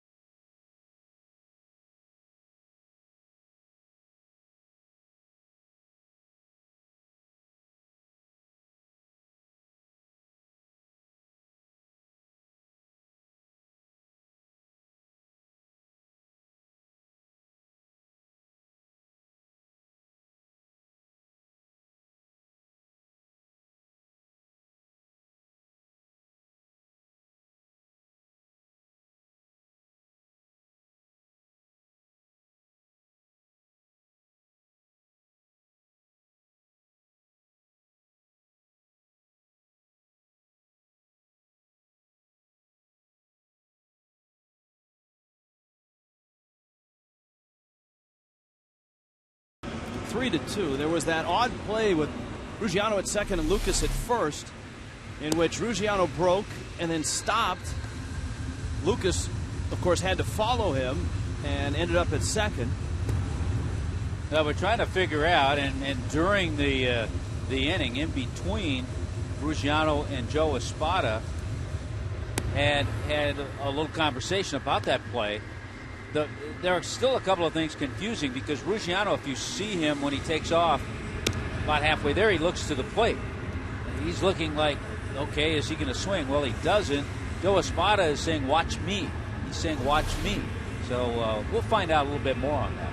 As it turned out, that Eddie Echeverria picked everybody up by lining a single into center field, and so the Marlins got that run home, their second of the inning, their third of the ball game, and they have their first lead of the series, 3-2. And so important now for Tom Kohler to come out and hang on to this lead. I mean, if you're going to get a lead finally after what, 22 innings of a series, you want to hold on to it for more than just a half inning. And here is Bumgarner, who swings and misses.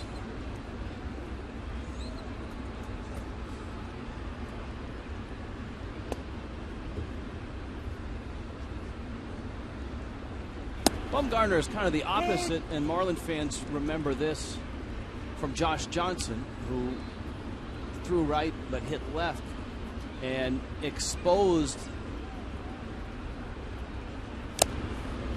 the pitching hand or the pitching arm as a hitter. Well, Bumgarner, a lefty thrower, hits right, so he's armored up. I mean, that's one of the cases where I think you give a guy a pass for putting a pad on his elbow. That's the moneymaker. Yeah, that was Sandy Koufax did that.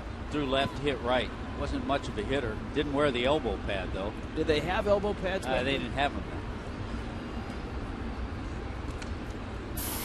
Gregor Blanco. Brandon Crawford right behind him. Oh. Big breaking ball is up. Archula hot sauce spotlight. Gregor Blanco out of Venezuela has a twin brother, Gregory. Remember, got his start with the Braves. There'd be a lot of confusion in that household when you said, hey, Greg. Oh, there we go. It's a kid's Sunday, so. All right, enjoy the pool. Here's the 1-1. And it's lined to right field. Stanton is over. And it lands in front of him. So a base hit. Suddenly Blanco's bat has come to life after a dismal run after the All-Star break. Just for men, mustache and beard play like a champ profile. Florida State has a nice contingent of fans here today. Of course, why not with Buster Posey in the house? Posey not playing, though. Against Miami, Posey's not had certainly the best of numbers offensively. But Posey, the National League MVP last year. And really the heart and soul of the Giants. Yeah, he's that ball gets away from Mathis, and you see Blanco scampering to second. Yeah, I think that might be a pass ball. I don't think it was in the dirt. We'll have to see. Yeah, should be a pass ball. And Jeff Mathis would be the first to tell us that. It's actually been ruled a wild pitch, but that may be under review as well. Yeah, talking about Posey, he's kind of he's stacked his resume early in his career with all the awards, but doesn't have fond memories of the Marlins. But he stacked his bank account now too.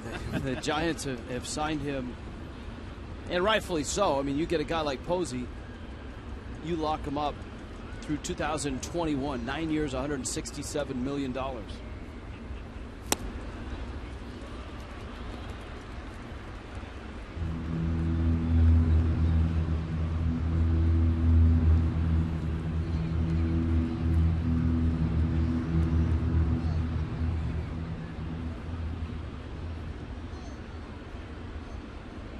2-1 to Brandon Crawford with Blanco in scoring position. So that's why out in the Cleveland, I was wondering, and I just had it confirmed that there is a big presence of Florida State alums here. You see the Florida State shirt right there. So a little disappointed they are that Buster Posey not in the lineup. And most of the folks I see out there are pretty happy right now. Here's the 2-2. In fact, I don't think I've ever seen anyone really disappointed in the Cleveland. Everybody has a good time at the Clevelander. Of course, the University of Miami has a huge night here at the ballpark every year.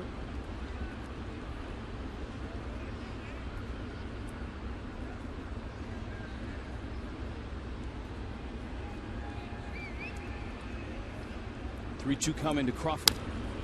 He fouls it at the plate.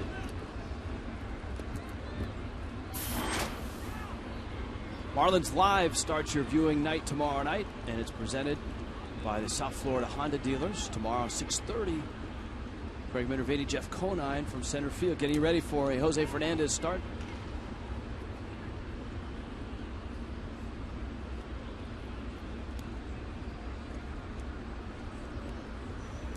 Two just missed.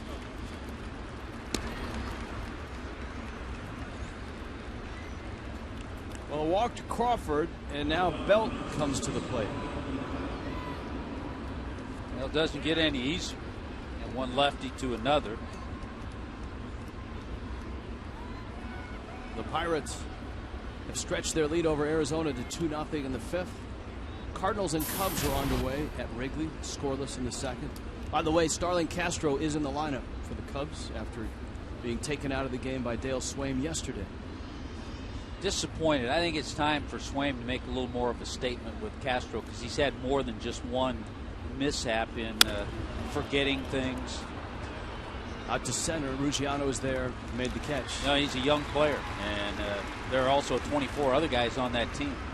Well, I think having been there and watched the whole sequence, if you didn't see, Starlin Castro in left field on an infield fly rule, it was called in shallow left, made the catch with the bags loaded and one out, put his head down and apparently felt that it was a dead ball. John Jay, the Miami product, a heads-up play, tagged at third and scored. Dale Swaim confronted Castro when he came back to the dugout and pulled him out of the ballgame. It was very similar to when you and I watched Freddie Gonzalez do that to Hanley Ramirez. And Hanley loafed after the ball in the corner in left field. And Charlie Manuel, a couple of years ago, did it with Jimmy Rollins going up the line. And Castro's reaction was more along the line of Rollins than it was Hanley, in that Castro immediately admitted to the mistake and said he deserved to be taken out of the game. He stayed in the dugout. He stayed on the top rail with his teammates to watch the rest of the game. I think maybe that reaction may have helped sway him in his decision for today's lineup. There's Pence. And Pence takes a breaking ball for a strike. Major League players are not used to being taken out of a ball game for a mistake. But I think if handled correctly, it certainly sends the right message. Amen. More of them at times should be, I think. There have been times where Fox executives have removed us from a game. Yeah. We usually take it well, sit in the back and watch the rest of the game. Root the crack staff on for the rest of the game.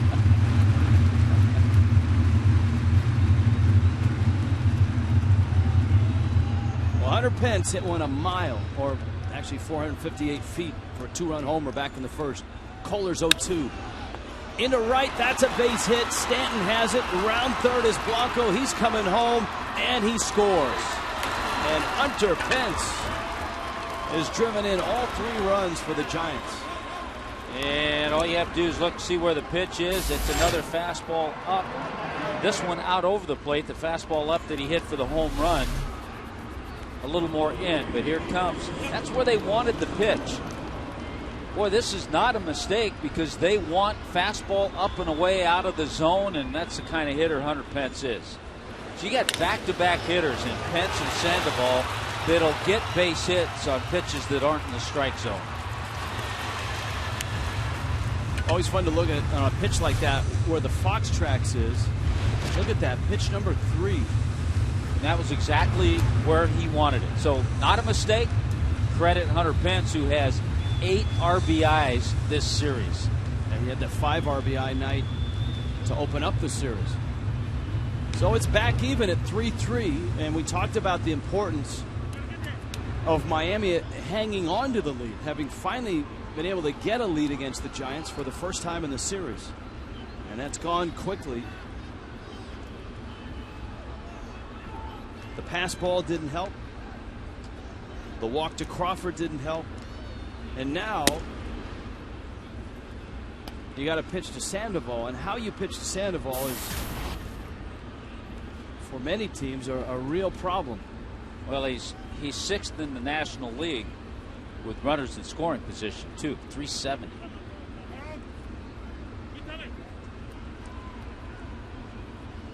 And he's up that average in this series. He's gone 4 for 4 in those situations. Used to hear pitchers in the American League talk about how do you pitch to Vladimir Guerrero when he was with the Angels. Chopper, or in the National League when Vladdy was an Expo. Guys used to say just throw it down the middle.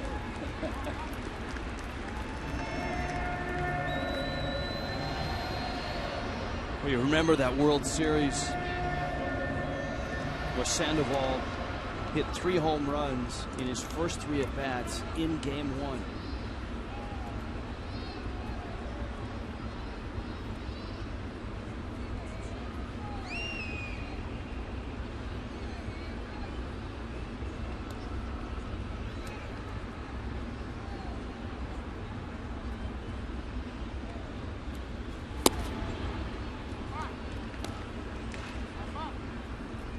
If you didn't follow that World Series, you'd look at the numbers and you go, hey, he hit 3 home runs in the World Series. Yeah, he hit them all in one game. That really set the tone. The Giants swept Detroit in 4. This is when Detroit had that long layoff in between series. Solano to first in time, but the Giants bounce back and tie it up. Hunter Pence. Big day so far. Hunter Pence.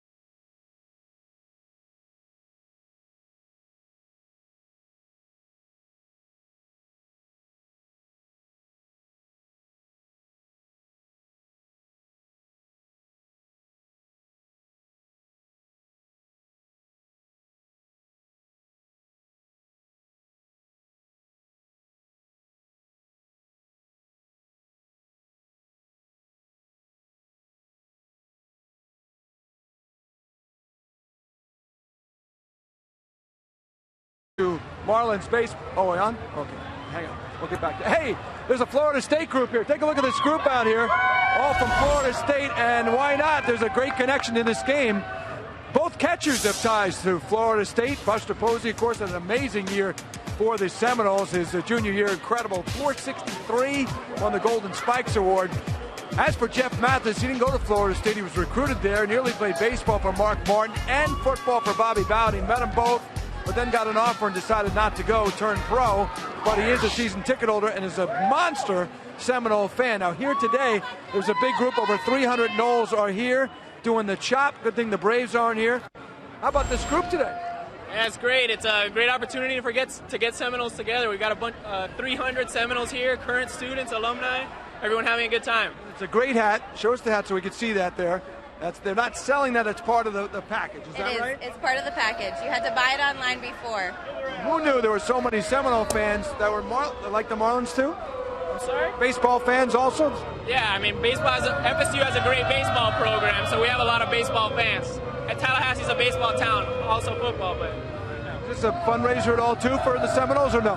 No, we didn't raise any money for this. This was just another opportunity, kind of giving back to the Seminole community, bring them together, just an opportunity to have fun. And is there a website for the Booster Club? Any kind of... Absolutely, SeminoleBoosters.com. SeminoleBoosters.com. You can come, you can join, and help support FSU athletics. Just don't cheer too loudly for Buster Posey. Is that all right? That's right. Okay. All right, let's go back to you. Got a beverage over here. It's a happening day of the Clevelander, and Jeff Mathis homered into the Clevelander. Christian Yelich, Donovan Solano, Giancarlo Stanton. Bottom of the fifth, halfway through. Bumgarner against Kohler. Count full at 3-2. Marlins got a home run from Mathis in the third, and RBI singles from Ed Lucas and Adani Echeverria in the fourth. Everything for the Giants has been Hunter Pence, 2-run homer and an RBI single.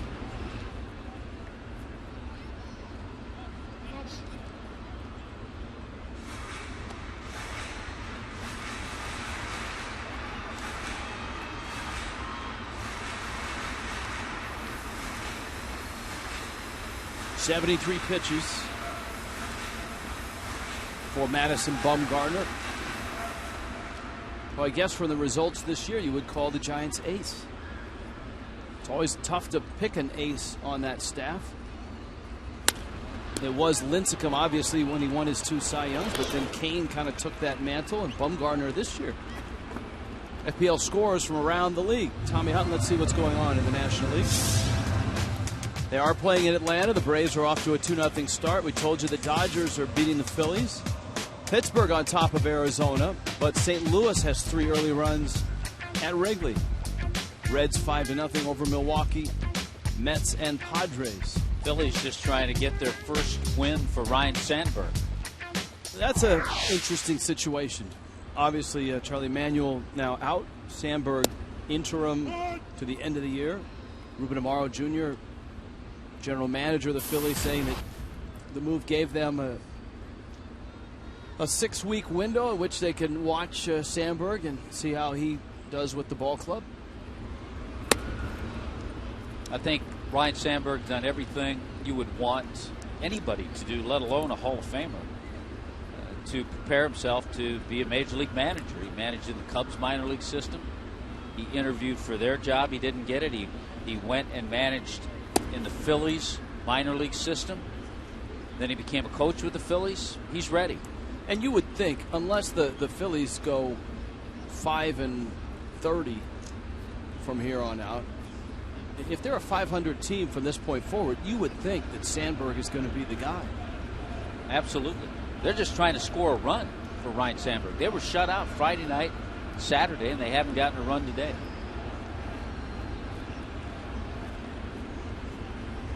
But sad to see one of our favorites not managing the Phillies, Charlie Manuel. I think one of our goals should be, in the next few years, to do a game and have Charlie Manuel come in as a guest analyst. Well, where does Charlie make his off-season home? Not sure. I know that the Phillies have talked about keeping him in the organization in some capacity.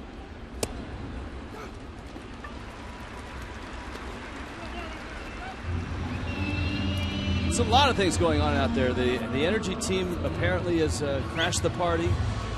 The mascots are there. They got Billy's birthday going on. I think Sebastian is going to get body painted in the 7th.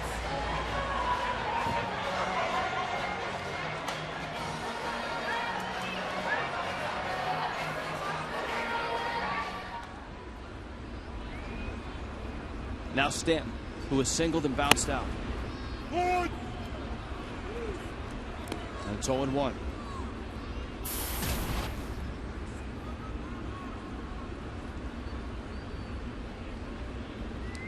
He's hit the ball hard twice. The sharp grounder to Crawford at short in the first, and a lining shot out to left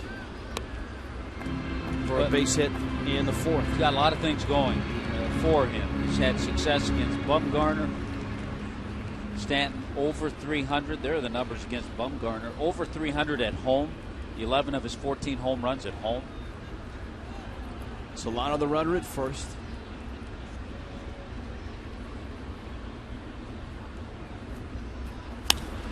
Stanton goes after a breaking ball and hits it high in the air.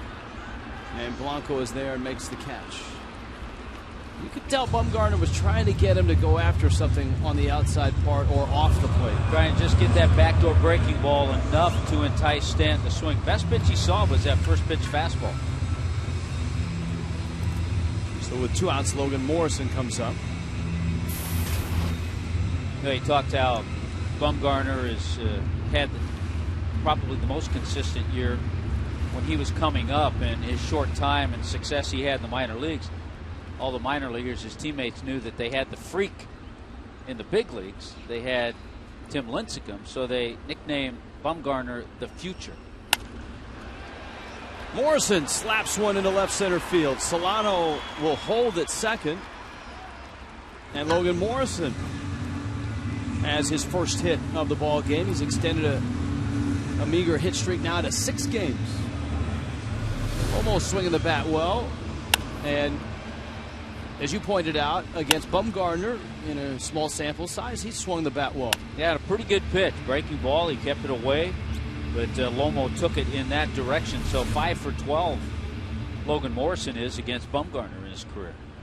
All right, here's Ruggiano, who had a bizarre at bat in the 4th inning, and he walked in the 2nd. In the 4th inning, on a low breaking ball, Ruggiano's swing took the glove right off of Hector Sanchez. And in that sequence, that exposed the bare hand of Sanchez to the pitch, and the pitch actually slammed into his bare hand. He stayed in the ball game. Think about the odds of that. Yeah, Ruggiano got to first, and that helped the Marlins along in a 2-run inning.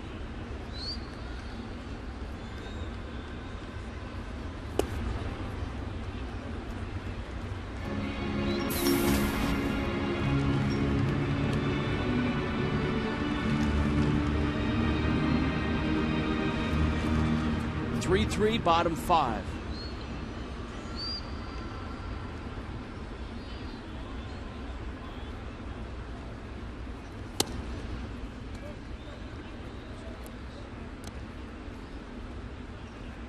See Bumgarner frustrated right now. This is a guy whose career ERA is in the low 3s, 3.10. He's been even better this year at 2.73.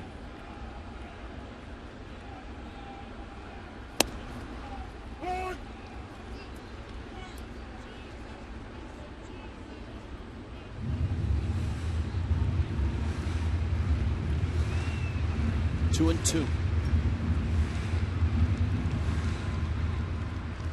Big guy, 6'5", 235.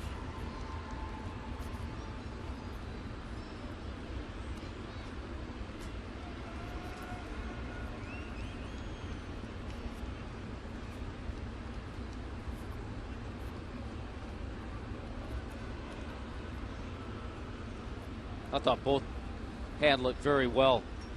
The situation with Ruggiano not starting after having the big game in Kansas City, then coming in Friday night.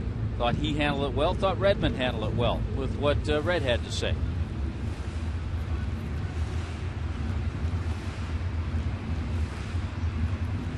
Red said to the media, he said, "You guys weren't clamoring down my back when he was 0 for 38, and I hit him in the game instead of Stanton when I gave Stanton a night off." And Ruggiano understood. He said, "Hey, Mike Redmond and the ball club stuck with me when I was going through my long 0 for."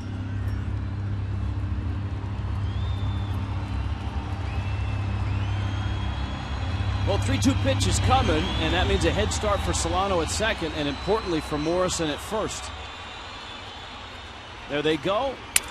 Broken bat, and it's going to end up just over the Giants' dugout. Boy, good part of the piece of the bat that barrel went right past Bumgarner up the middle.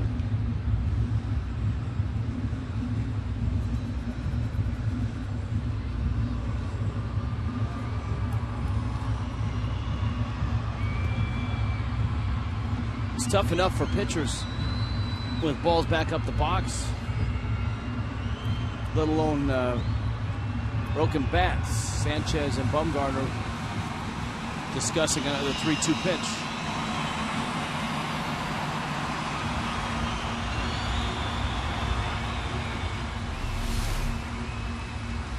Wow. Here it comes. Wow. You know what? He didn't react till that thing was just about by him.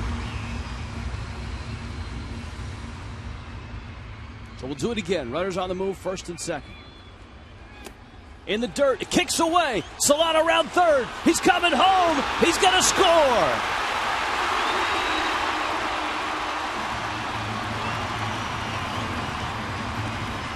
And a weird game gets even odder. On a wild pitch, Solano scores from second base. It's 4-3. Well, here on Kids Sunday, it's a great lesson to not just assume. Don't just assume, okay, wild pitch, I'm going to go to third. Solano goes hard. Joe Espada right with him. And he scores easily. And Ruggiano, who is at the plate, ends up at second. Morrison is at third. And here's Lucas. So a good at-bat by Ruggiano to draw the walk. The wild pitch scores Solano. And now Lucas has an opportunity to really make this inning hurt. A lot of breaking balls this inning from Bumgarner, too.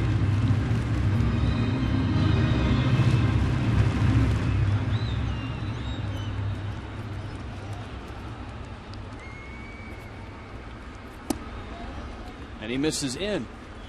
San Francisco's bullpen is active now. 92 pitches in is Madison Bumgarner. He's not used to stalling out in the 5th. He's used to getting through 7 and getting deep into ball games.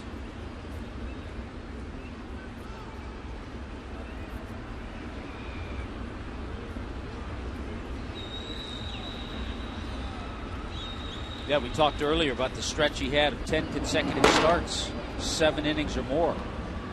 Guillermo Moscoso.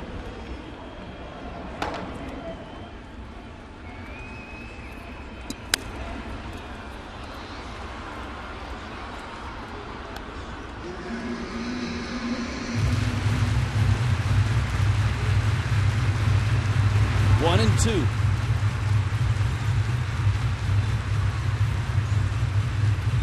A wild pitch that has scored a runner from second. Catcher's interference.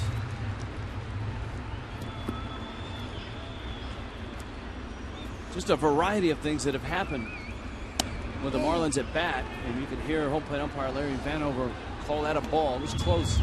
It's 2-2.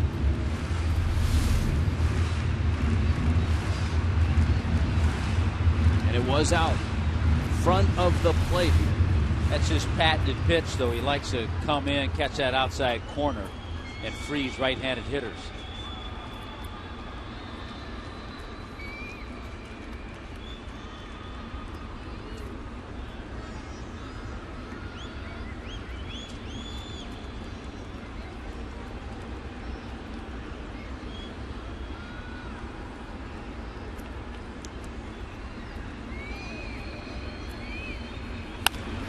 Lucas, a liner to left.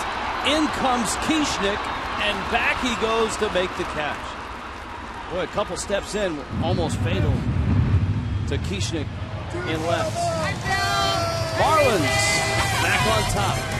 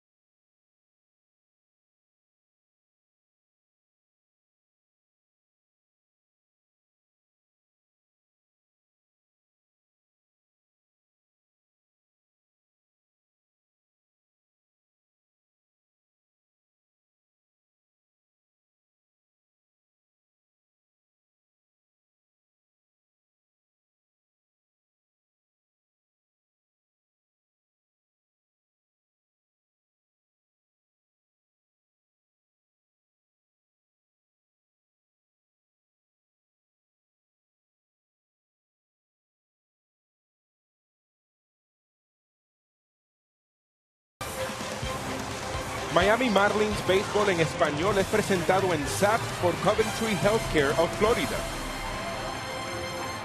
Seminole fans out in the Clevelander. Tom Kohler has the lead again. Marlins have given the right-hander another one-run lead. The Giants erased a one-run lead with another Hunter Pence hit. That an RBI single in the 5th.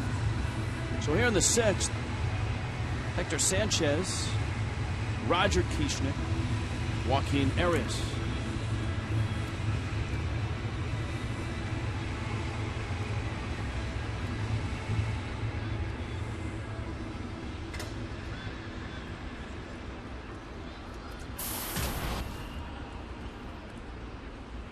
Here now Sanchez, who's had a starring role in this one, from the pitch that got away that he couldn't find, in which Solano scored from second, to the catcher's interference.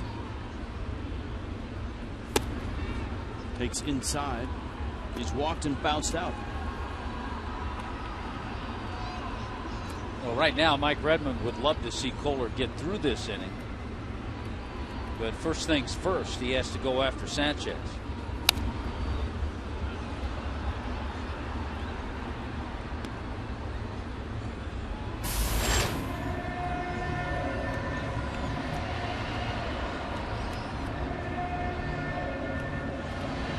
Counts 2-1. Well, who knows? Maybe for Tom Kohler, San Francisco could bring him his 4th win of his major league career. And as we talked about, he got his first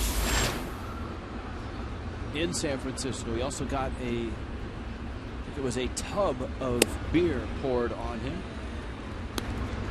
That's not a good start. No. Marlins and Dodgers, it starts tomorrow. Then on Tuesday at 7:10, you can pick up the Tuesday edition of the Miami Herald. Take advantage of the half-price Tuesday offer. Up to 8 half-price tickets in Legend Silver, Baseline Reserve, Bullpen Reserve, or the Home Run Porch. Marlins Park ticket office, or you can go to marlins.com.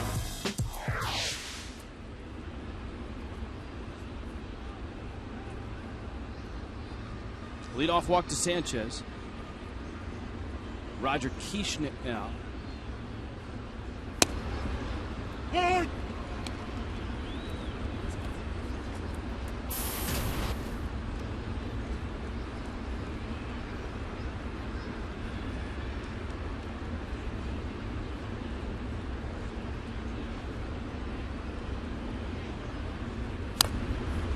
Breaking ball, he gets a strike on a foul tip. It's 0-2. Braves have the first 2 runs against the Nationals. It's top of the 3rd in Atlanta.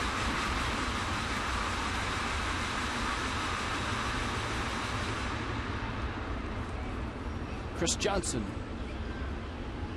has driven in one of those runs. He's got 54 RBIs, and Freddie Freeman, the other, he's got 82. MVP candidate. Webb and Jennings in Miami's bullpen.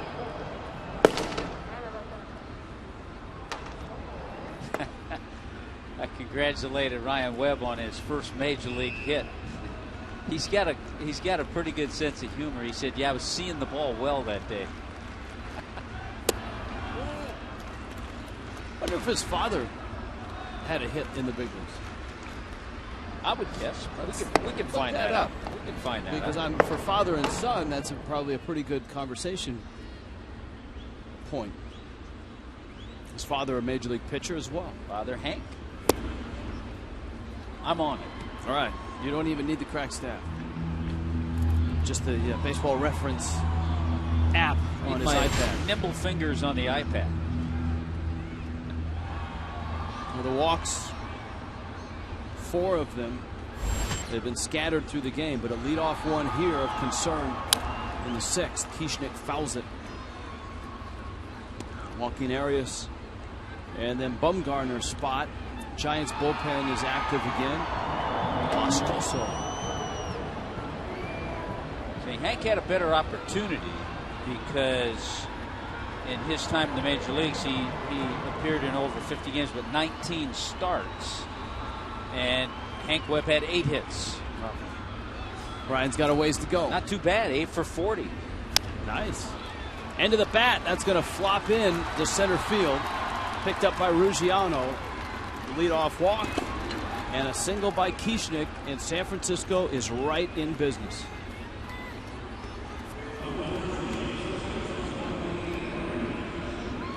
In baseball parlance, it's called the shutdown inning. And it's shutting down the opponent when your team gives you the lead. Well, there's a lot of things that go along with it. It's a momentum booster. It's just confidence. It helps you get back in the dugout again to try to score some runs. But if all of a sudden you take that lead and then you're out there for a while and the pitcher struggles and the other team comes back, boy, it's demoralizing at times. Mike Redmond, I don't think he's going to mess around. He asked Chuck Hernandez if both were ready, and now he'll come out to the mound and make his selection.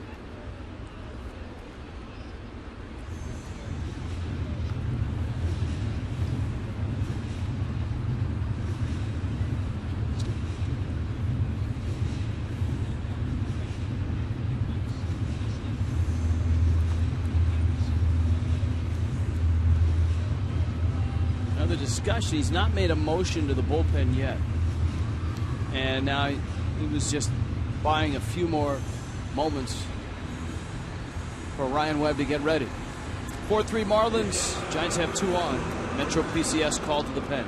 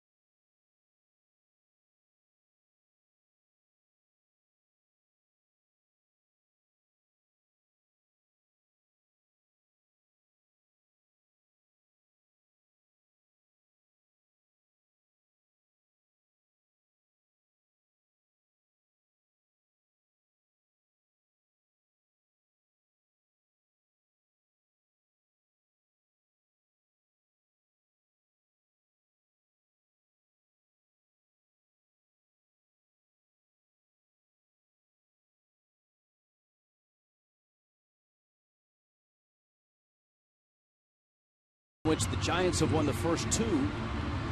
Miami's got a 1-run lead. The second time they've had one. Ryan Webb out of the bullpen in relief of Tom Kohler. It was a busy night for Ryan Webb Friday night. 3 innings, 43 pitches, and back at it again here on Sunday. So it was a good job by Webb. We talked about he picked up that base hit as well, his first major league hit. If Tom Kohler is going to get the win here, he's going to have to really thank his bullpen because he puts in 5 innings. He hands it off to Webb with runners at first and second. And nobody out. It is the bottom of the order for the Giants. You've got the 8-hitter Arias. And they get a couple of pinch hitters they can use. They have a few choices. Marco Scutaro is on deck.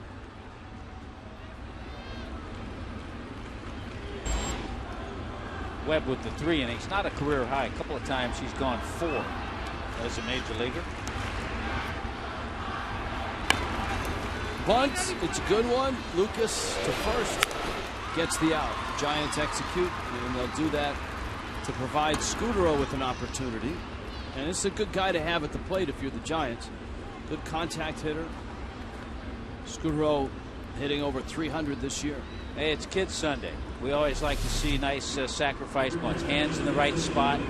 Barrel of the bat about chest high. The angle of the bat, because he's trying to put it up the third base line, was in the right spot. And perfectly executed by Joaquin Arias. Want to make the third baseman field it. You bunt it a little harder, you're not going to want to deaden that ball. And Arias was perfect. Second hardest hitter to strike out in the majors is this guy, Marco Scutaro. And the Marlins are back on the infield. And he pops him up. And that's a huge break and a great pitch by Webb. Morrison makes the catch. I mean, here's Scutaro, who's so good at putting it in play. The infield's back. A ground ball ties the game. And Webb gets him to pop up. Yeah, exactly right. You know, you have a guy that's not going to strike out. You're saying, okay, we'll give you the run, 1 run to tie the game, but we'll get the out. And on 1 pitch, Webb makes a good pitch to get a tough hitter out. To follow that up, though, he's got to get Gregor Blanco, who has swung the bat well today. 2 for 3 is Blanco.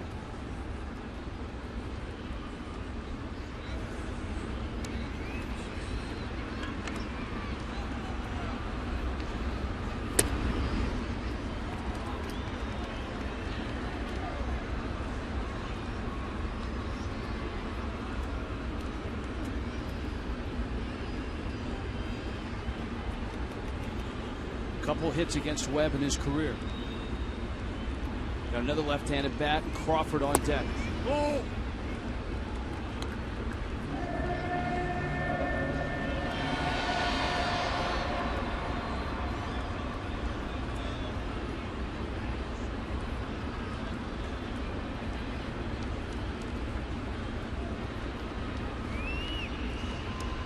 Sanchez and Kieschnick out there.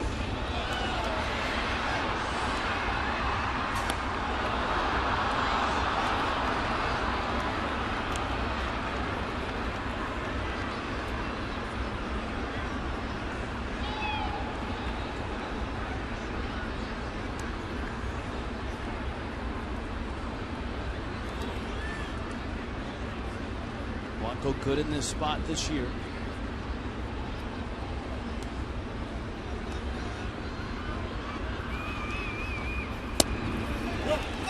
Did not check his swing. It's one of those games now, Rich, where both clubs are going to rely on their bullpens. And Webb just needs a strike to get out of this inning without allowing a run and hold on to the lead.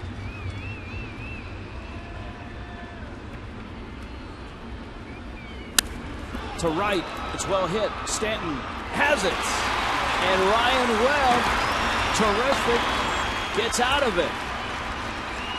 The first to congratulate him will be Tom Kohler. Stanton makes the catch, and it's 4-3 Miami.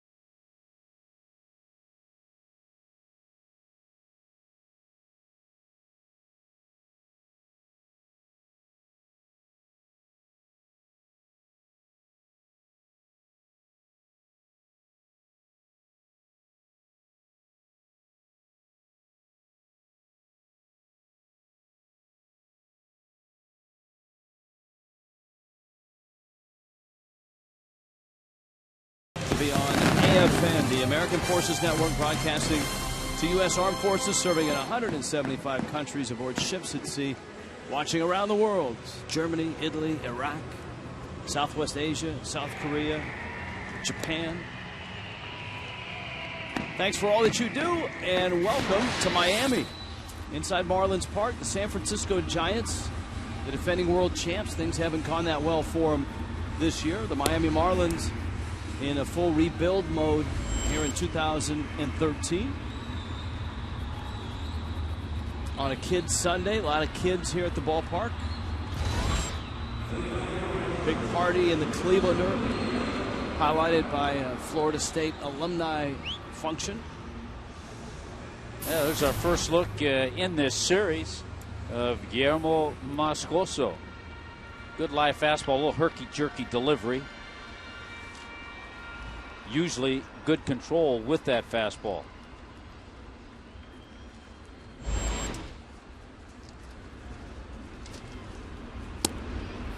A strike to Adeiny Echeverria, Jeff Mathis, and then the pitcher spot for Miami. Mike Dunn is throwing in the Marlins bullpen.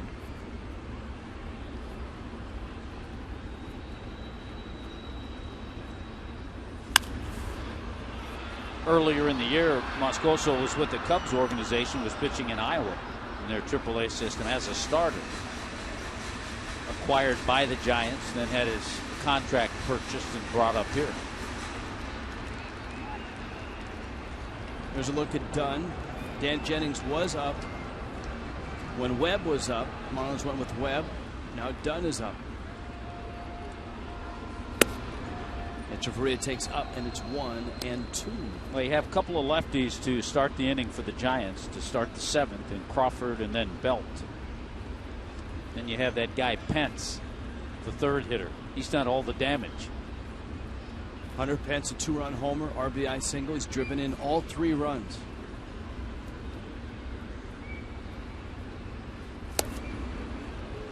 Echeverria swings and misses, and he strikes out.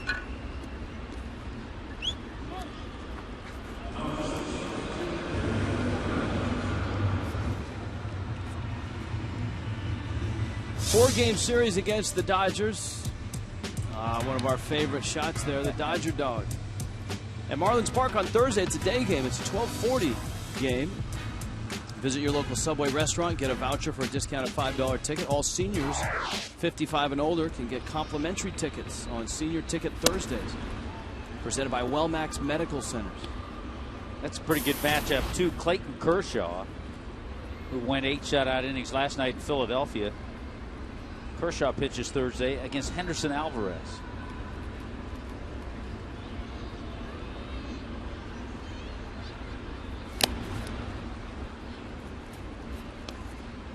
Oh, 2.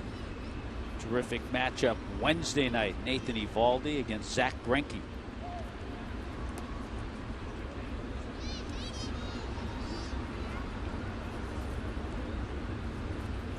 And of course, we've told you why you should be here Monday night to see Jose Fernandez. Swing and a miss. Freeze cam. Tommy, we're going back to last night. Henderson Alvarez. Look out. There's the bunt attempt. And he lets go of the bat, and it hits the bat. Would have loved to have seen that, Rich, on Phantom Cam that we had in Atlanta. It's a foul ball.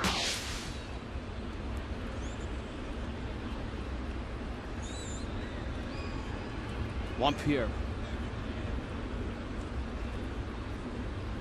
Pinch hitting for Webb, and Moscoso misses outside. Moscoso's been nasty, striking out Echeverria and Mathis. And those 2 hitters have both driven in a run.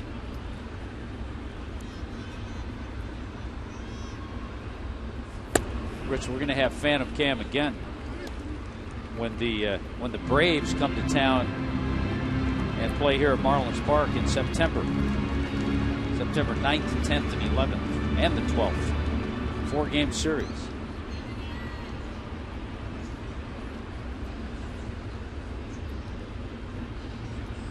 I think we were all wondering if Phantom Cam could be incorporated with camera 12. I think the crack staff is still working on that. That's alternate worlds colliding. Pierre trying to get on base with Yelich on deck. Moscoso in relief of Bumgarner. Counts 2 balls and 2 strikes.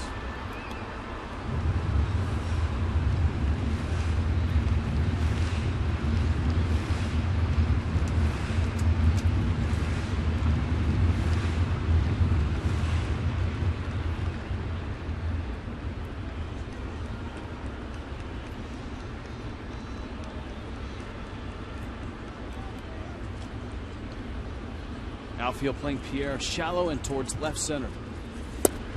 And he swings and misses. Guillermo Moscoso introducing himself to the Marlins. Speaking of introductions, as if you need one, it's 4-3 Miami.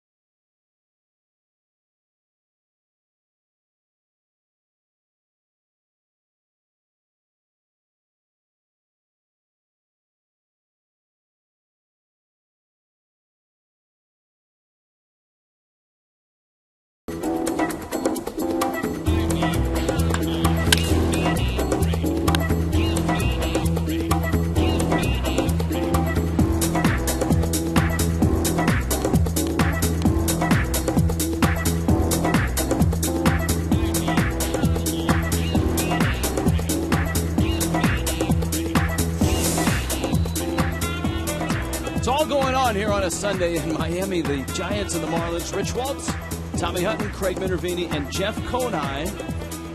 4-3. Miami's on top. This game has meandered into the 7th inning. Been a real interesting ball game. Hunter Pence has dominated at the plate for the Giants. He's driven in all 3 runs. The Marlins have used a variety of means to get their runs, from catcher's interference to a wild pitch scoring a runner from second, to some clutch hitting from Ed Lucas and a Danny Echeverria and a Jeff Mathis home run as well. Well, Mike Dunn busy last night, inning in the 3rd. Of course, he came in with 1 out in the 8th inning after the struggles of A.J. Ramos. There were 2 out. He got the final out of the inning, but he did walk a man. He walked Sandoval with the bases loaded, but Dunn was able to get through that, work another good inning. So this all goes back to the bullpen and how guys start throwing a lot of pitches. We had the 3 innings of Webb Friday night, Dunn with an inning in the 3rd last night.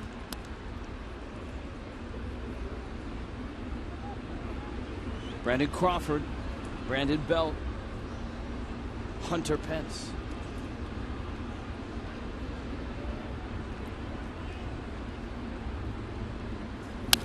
That one fouled back. Tom Kohler got a big lift from Ryan Webb, pitching out of the 1st and 2nd, nobody out spot. So Kohler ends up giving up the 3 runs, 4 walks, 4 strikeouts. Webb the score of the 6th. Dunn is charged with the 7th. And he's 1-2 on Crawford. Giants giving Buster Posey a day off. Marco Scudero also not in the starting lineup, though Scudero aggravated something in his side. He did appear as a pinch hitter and popped out, which was one of the key outs for Webb. Bruce Bochy didn't get the memo that all the FSU alums would be here at the Clevelander.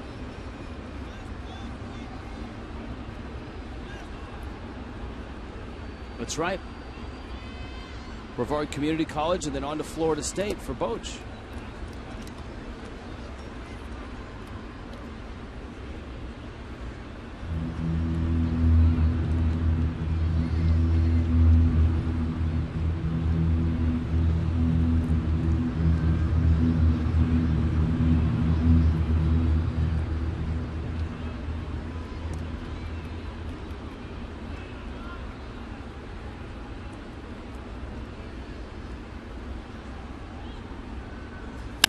Two fastballs hit to right and hit deep. Back goes Stanton at the track. It is gone, and the game is tied.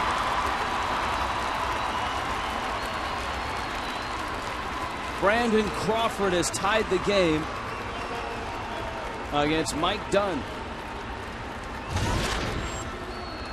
5th home run that Dunn has allowed this year, 2nd to a left-handed batter, and there was never a doubt. Crawford, not a home run guy. That's his 8th home run, but he's already established a career high in home runs. Hit just 4 last year in 148 games. Brandon Belt.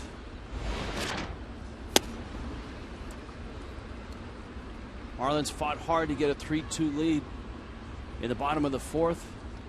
Only to see the Giants tie it in the top of the 5th. Miami scratched out another run in the bottom of the 5th. And here in the 7th, the Giants have tied it again.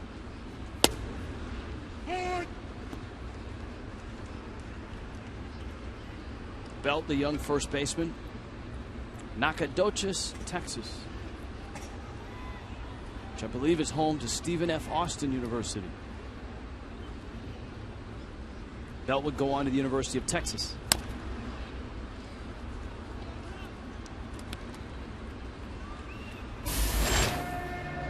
I believe there's also a Nacogdoches, Louisiana. I would go along with that. I think you're right. I would have guessed that more than Texas. They're sister cities, although the pronunciation in Louisiana is Natchitoches. Different state, different pronunciation. It's like when I was in the Texas League behind Lawrence Dumont Stadium in Wichita, Kansas.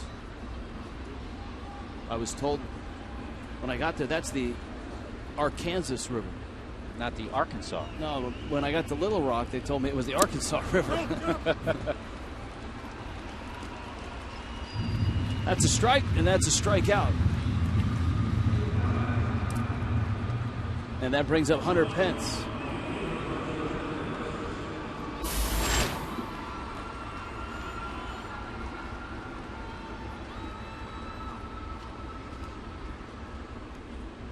Pence is a bundle of kinetic energy, fast twitch muscles. See how he chokes up on the bat?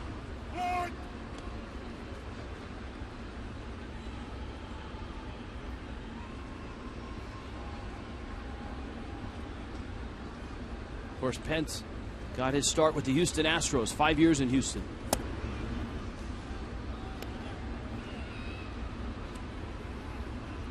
Then a Philly, then a Giant.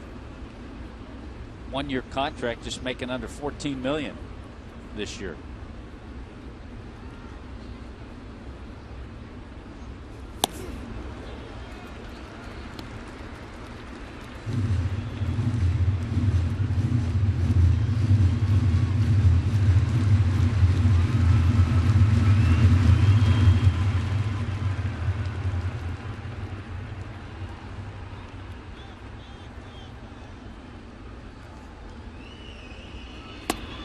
It's amazing, you know, in the modern day hitter is usually not only at the bottom of the bat, but many have the fingers off the bottom of the barrel, and it's all about bat head speed.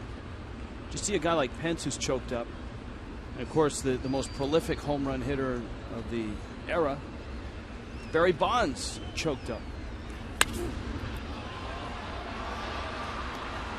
And if you don't think you can hit a ball a long way while choking up, watch this. This ball went 459 feet. He seems to be a little more choked up now than on that swing, but he was still well off the knob. Bottom line, you just time it, get that barrel of the bat out there.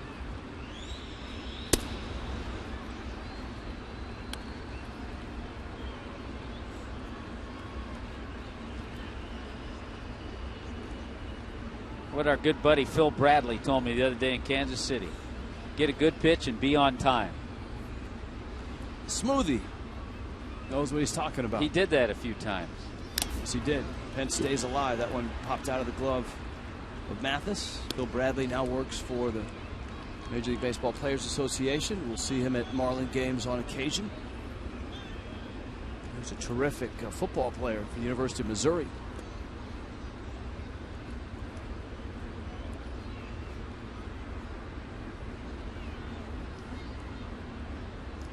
4-4 game thanks to the home run by Crawford. Pence isn't going away easily.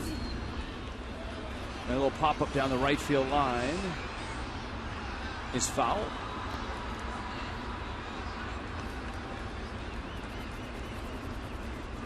Three-2 count. Tigers try to finish off the Royals 6-3. They would take that series 3-2 if they win it. Arizona and Pittsburgh in a real battle, 2-2 into the 8th in Pittsburgh. Phillies have tied the Dodgers up 2-2.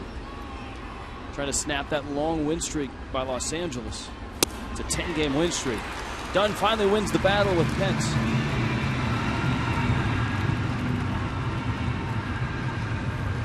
Well, after the home run, a couple of strikeouts. Brandon Velt and Hunter Pence.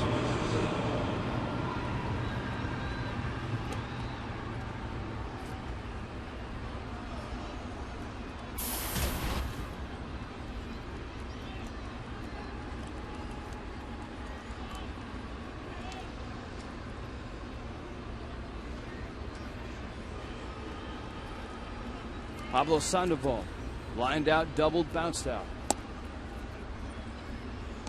First at bat from this side of the plate. Very good road trip for Sandoval. 10 for 22.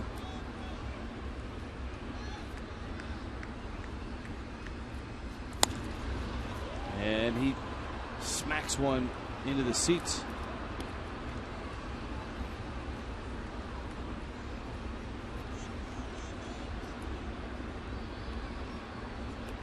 Sandoval in the middle of a 3-year contract, which expires next year. 3 years, $17 million.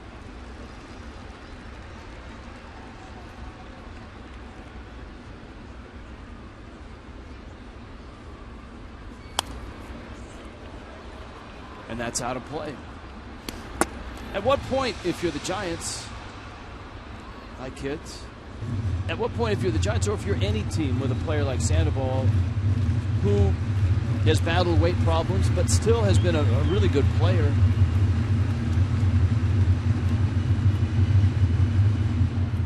gets tough. I mean, he's 26. He gets close to 30 years old. It gets harder and harder. And I know they've been concerned with it. They've tried to monitor Sandoval in the offseason.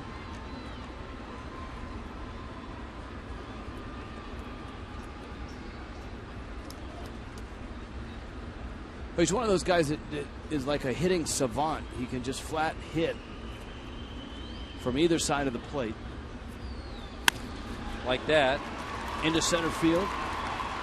Well, what might happen, and certainly you hope it doesn't, but if the weight continues to be a problem, it probably isn't going to affect his hitting. It's going to affect his health. And does he get injured? Is he getting injured a little more often than he was when he was 22 or 23?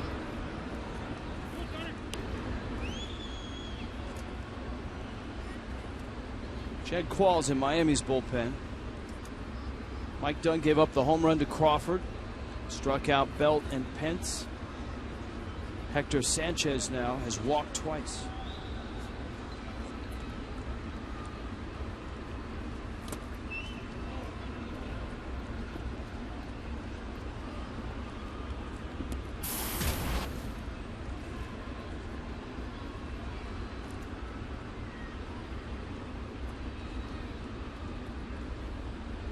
Sandoval's helping his own cause, though, Rich, to keep the weight in check.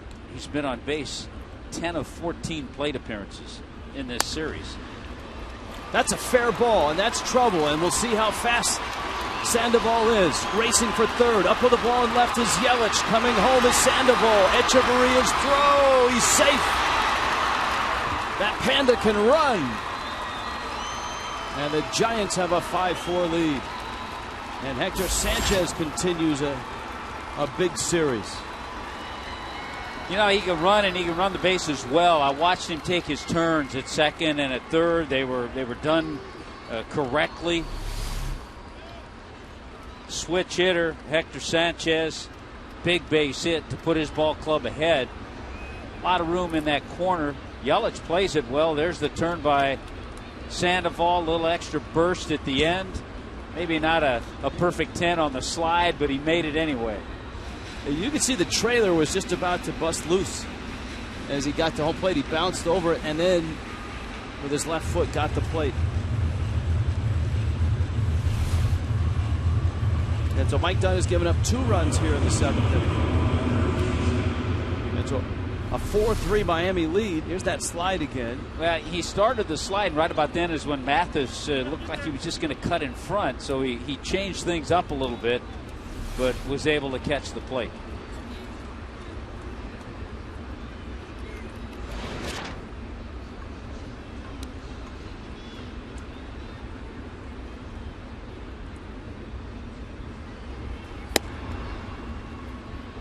Roger Kieschnick now.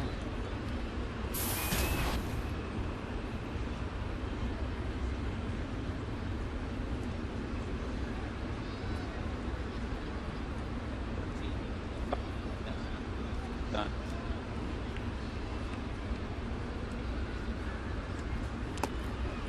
This has been a long inning for Dunn, pitch-wise, time-wise. It's 29 pitches worth. And this half inning is almost 15 minutes long. didn't start well for Dunn. Gave up the home run to Crawford.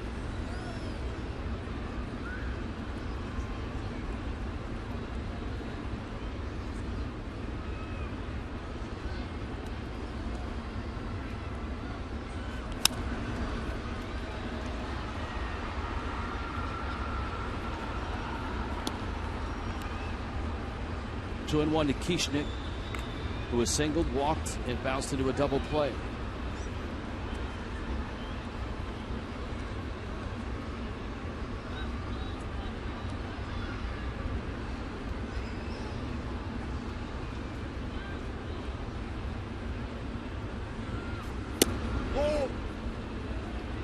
And now the count's 3-1.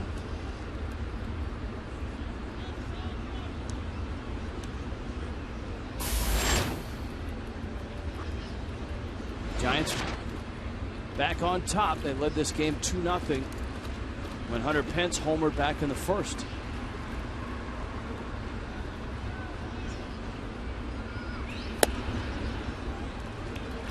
And now they've got runners at first and second. Miami's bullpen is active.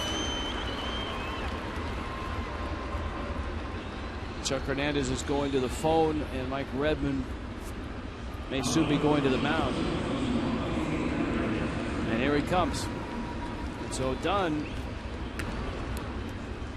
reached for a couple of runs.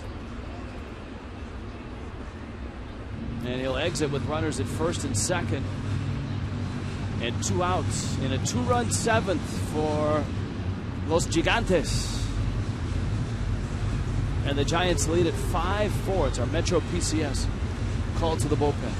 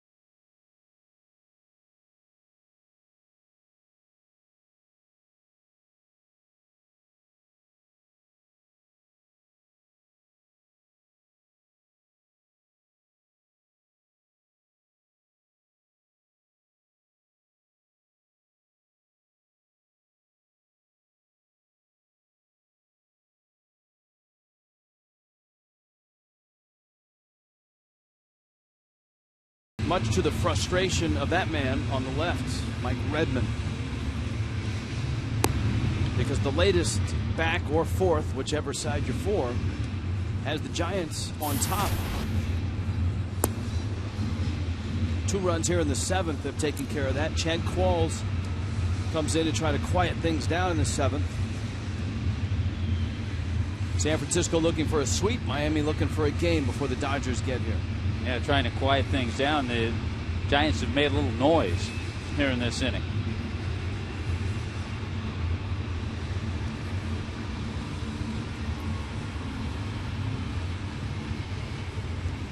Giants have 5 extra base hits today, Rich. They have 14 in the series.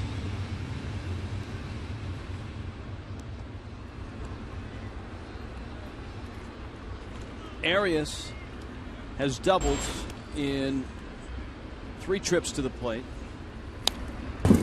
End of the bat. Almost got the on-deck hitter.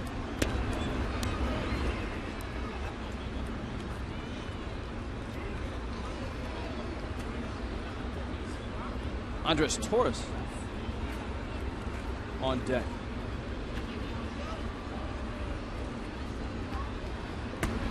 Sanchez, the RBI double. He's at second. Kieschnick has joined him at first.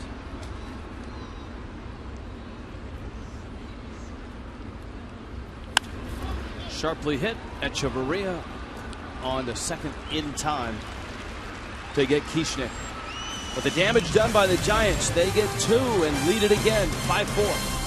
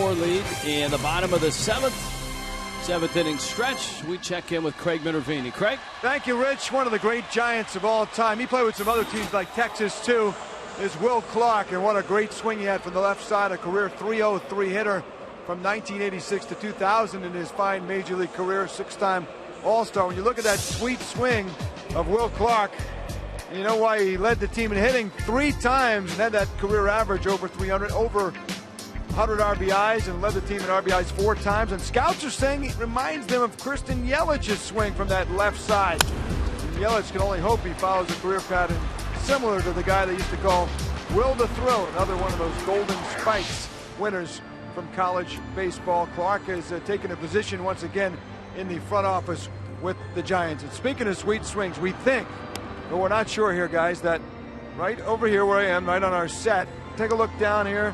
I'm going to show you down behind the home run sculpture here. Appears to be the ball that Hunter Pence hit. And you're right, Tommy. I haven't seen one out here, I don't think, ever in that department in a game. Yeah, it was estimated that, well, the estimate that we saw that we agree with, 459. 459. The setup of Yelich and Will Clark a little different, but once the swing begins and the on-time part, the setup's a little different. But once they lock,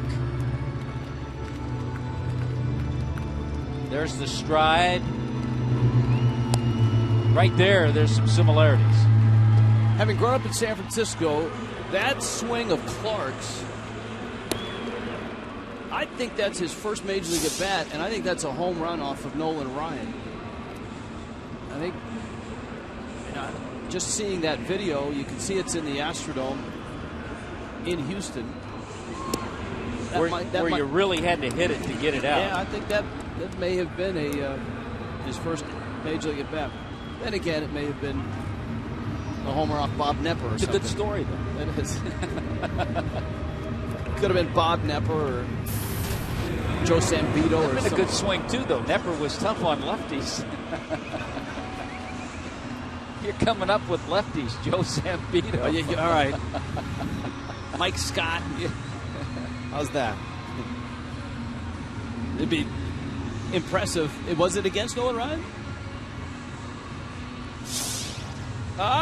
There it is. Is this the first Major League at bat? It is. I was right. How about that? First Major League at bat against Nolan Ryan. I watched that game as a kid. And he goes deep.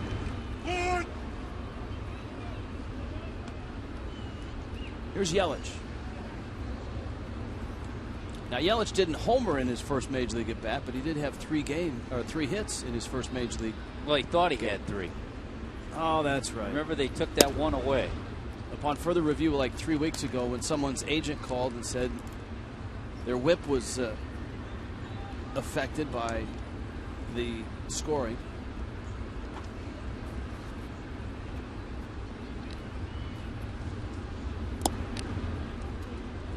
Boy, that makes for a better story, too, doesn't it? 3 hits rather than 2. Yeah. He had 1 taken away.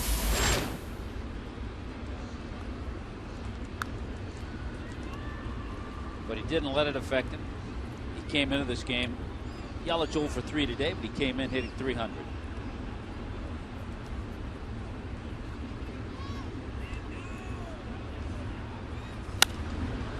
4 hits in the series, despite the 0 for today. Cold Hard Fact brought to you eventually by Frost Brewed Coors Light. There it is. I had a premonition it was coming. With a win today, they'll join the Reds as the only team to win season series versus the Giants in each of the last 3 years. But the way things have gone today for the Marlins, every time they get the lead, they lose the lead. You know, the Giants, after the game today, fly back to San Francisco and open up a series tomorrow night at AT&T against the Red Sox.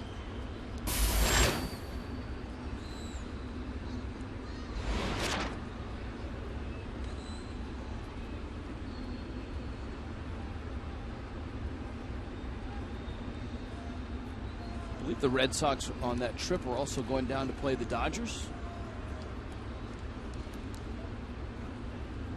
I believe so. That would make sense. The Giants have a trip later this year in September. Good AB by Yelich. The Giants have a trip in September where they stay in New York for a week. They play a 3-game series against the Mets on a Tuesday, Wednesday, and Thursday, and then they go over the other side of town, over to the Bronx, and play the Yankees for 3 games. Giants bullpen is active. Marlins get a leadoff walk. It's the top of the order with Solano and Stanton coming up. Now, the interesting thing will be for the Red Sox to make that trip to San Francisco. Solano drives it in the gap, left center field. That ball's going to get in, and it's going to go to the wall. Yelich is racing for third, and he's going to score. It's tied again. And Donovan Solano continues a nice run of driving in runs. Well, Solano came into the game hitting .386 with runners in scoring position. 17 RBIs now since July 24th. He goes to right field. This time he goes to left center. And Yelich, who, by the way, runs better than Will Clark, scored easily from first base. As long as we're making comparisons. Yelich sums it up, sees that it's going to find the gap, puts his head down, picks up Joe Espada, and takes those nice long strides to score. I was going to say the Red Sox played the night game, Sunday night game tonight against the Yankees, which you know will be a 3.5-hour game. Get on a plane, fly all night to San Francisco, and I don't care if you gain 3 hours, you're still going to get there 6, 7 in the morning, get to the hotel, get to sleep 9 or 10.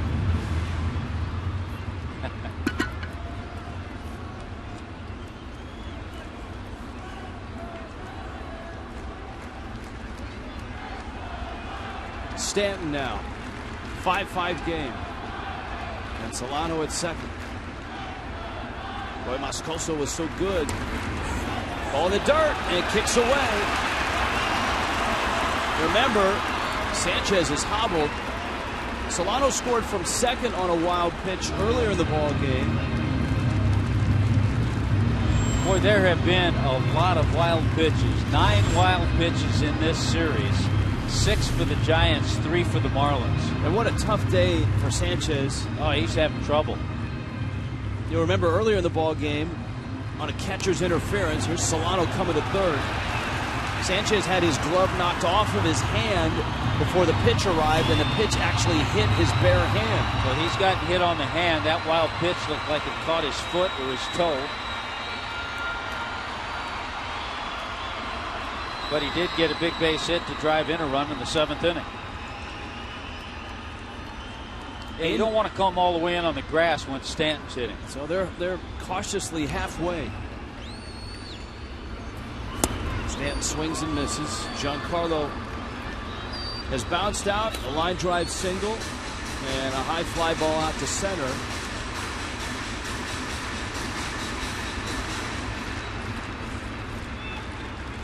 Solano's 90 feet away in a ball game that has gone back and forth from the very start. Moscoso in the dirt. Now last night, everybody up at the Budweiser bar was just settling in when they had a visitor. As I said last night, it landed somewhere between a vodka tonic and a Budweiser.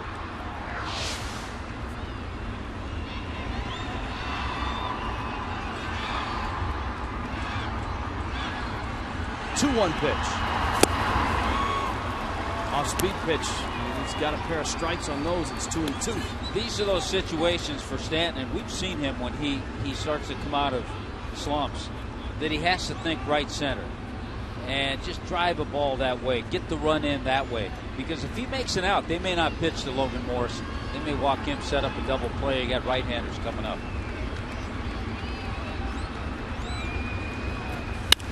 Like that. A better swing. I like that approach. And a foul ball. Yeah, just double checking. The Red Sox do go to San Francisco and then are in Los Angeles for a weekend series against the Dodgers. Let's hope they flew John Lester ahead, because he's pitching tomorrow night in San Francisco against Tim Lincecum.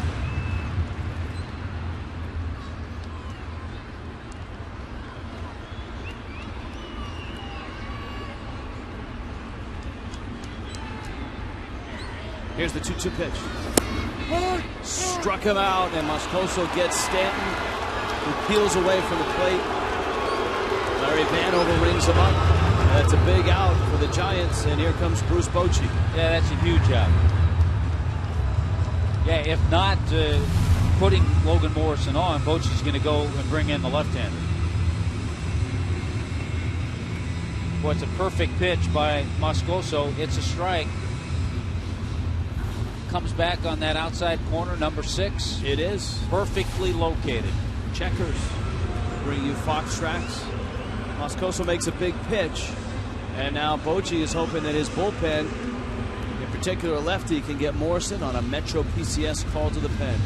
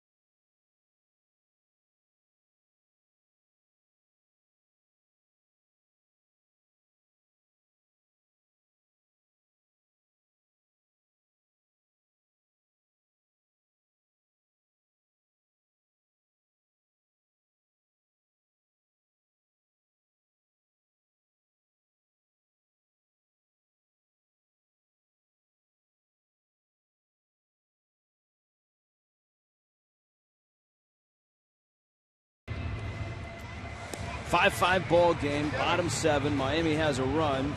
They missed a great opportunity. with Stanton at the plate and Solano at third base. Guillermo Moscoso made a perfect pitch, struck out Stanton.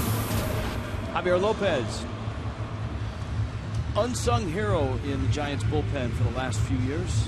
All right, kids, I want you to cover your ears. Lefties against Javier Lopez in their last 53 at-bats are hitting just 132 against Lopez. Lomo 0 for 5 with 4 strikeouts against Lopez. He is tough. Morrison did single in his last at-bat, and that was against lefty Madison Bumgarner. Lopez misses away. Now the infield feels a little more confident that they can come a little closer for the Morrison at-bat rather than the Stanton at-bat. Lopez in his 4th year as a Giant. And since he's been a San Francisco Giant, he's allowed just 1 home run. Period. To lefties and righties. Look at that number. To me, that's the most important runner of a guy pitching 7th, 8th innings.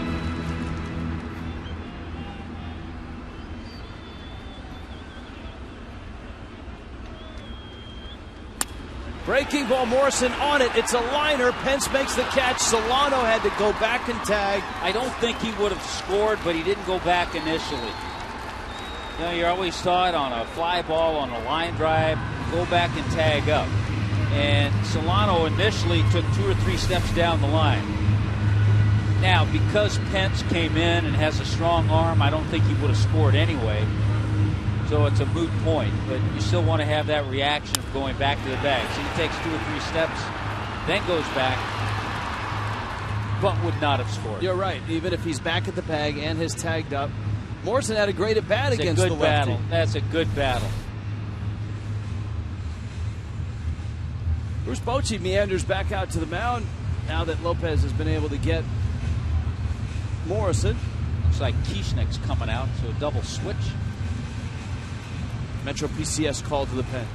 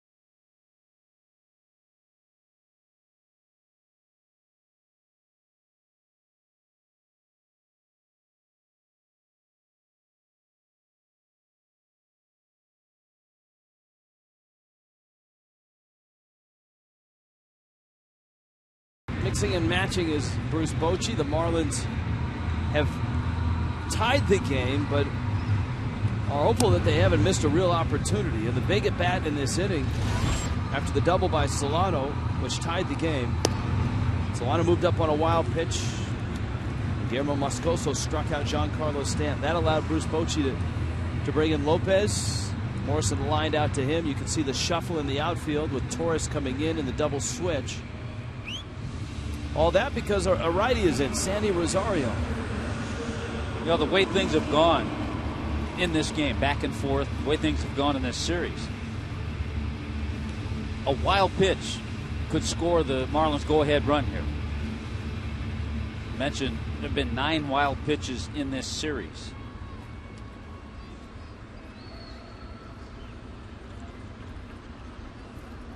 Justin Ruggiano does not have an official at bat.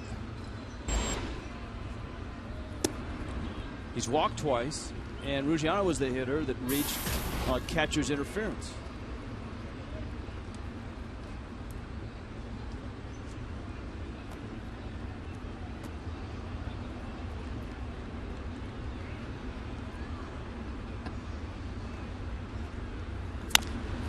Little chopper towards short. Crawford.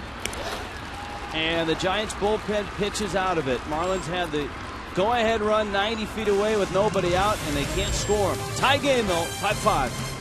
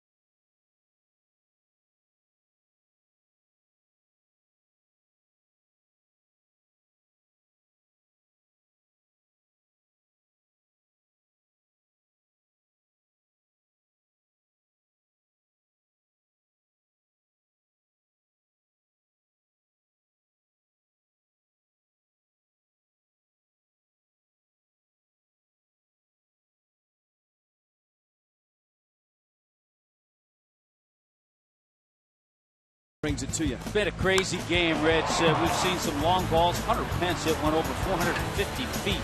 Give the Giants a 2-run lead early in the game. In the 3rd inning, how about Jeff Mathis? He drops one into the Clevelander, and that cut the lead in half. The Marlins got a big base hit from Ed Lucas. Bumgarner tried to come in on him. That base hit tied the game with Stanton coming in to score. Echeverria up the middle.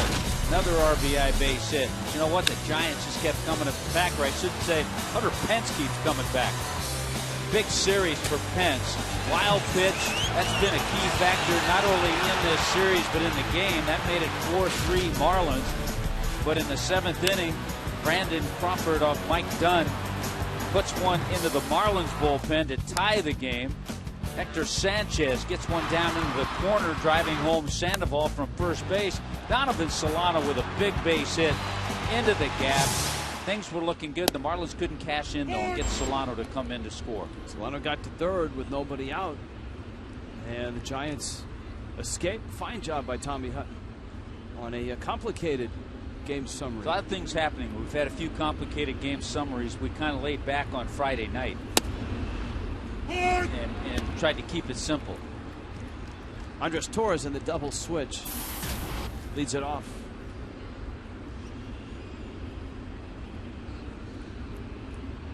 Torres, Gregor Blanco, Brandon Crawford.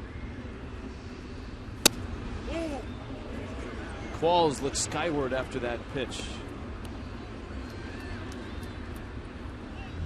And that's why it was at the knees on the corner.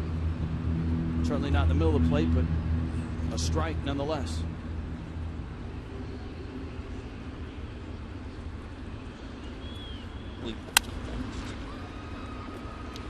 Solano gathers it in and gets the out at first. And Torres is out number 1. Every Sunday. Boy, he works hard. Never stops. Nope. Always a smile on his face. Not sure what that is, but it's like a poodle. Dog it's a poodle on a leash. Yeah. For a minute, I thought it was maybe a brontosaurus.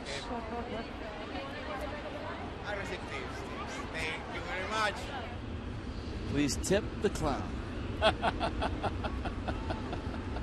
Thank you for your gratuity. Tutti the Frutti is available for birthdays, bar mitzvahs. Got a tip Tutti. And Kids Sundays.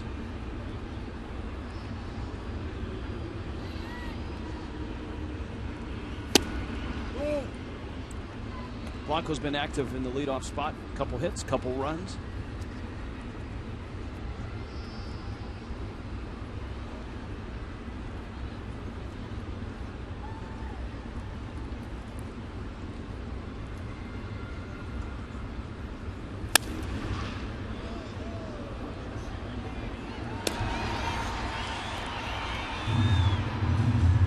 One and two. Dodgers headed here. That game is in the top of the ninth in Philly. The Dodgers and the Phillies 2-2. You know, another game for Cole Hamels where he pitches well, 7 innings, gave up 7 hits and just the 2 runs. Ricky Nolasco, 6 innings, gave up just the 2 runs. You know, if the Dodgers keep this up, they've won 10 in a row. Obviously, they're going to win the West if they keep it up, but they also could end up with home field advantage in the postseason. They're not that far behind the Braves. Just 2.5 games behind the Braves for home field advantage. Pittsburgh is at 72 and 50. They're tied right now with Arizona in the 9th. The Dodgers are 72 and 50. And Atlanta is 75 and 48. The Braves have a 2-0 lead over the Nationals. Top 7. Well, the Dodgers could play 500 ball and win 92 games. That one right up the middle into center field. A base hit for Gregor Blanco. 3-hit day for Blanco, who's in the leadoff spot today.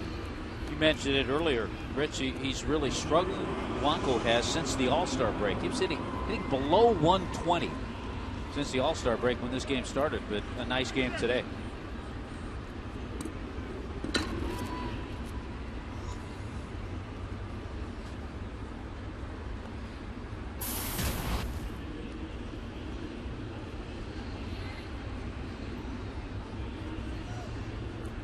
Now it's Crawford with 1 out. And remember that duel that Blanco and Kohler had with the big lead by Blanco. Now it's Qualls.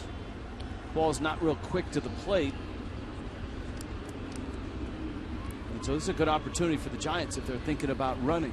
Yeah, I wouldn't be surprised. Blanco with 11 stolen bases.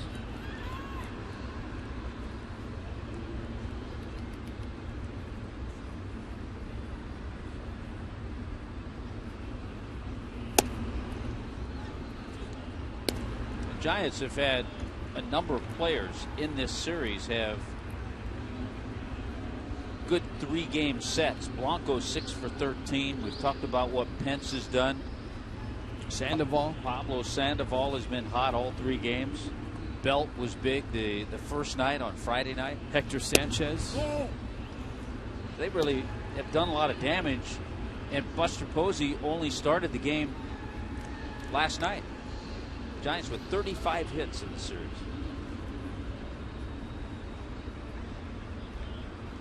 Posey was 1 for 2 with a run scored last night. Blanco leaning. Not running. Up the middle. That's a base hit. Blanco holds at second. Good play by Ruggiano to get to the ball quickly.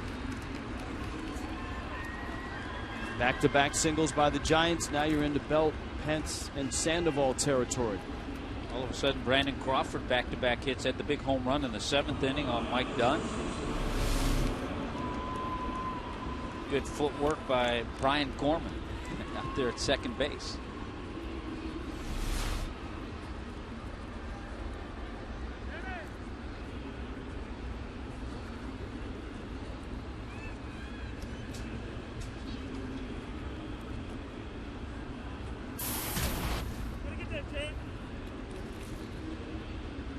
So here's Belt now on an 0 for 4 day.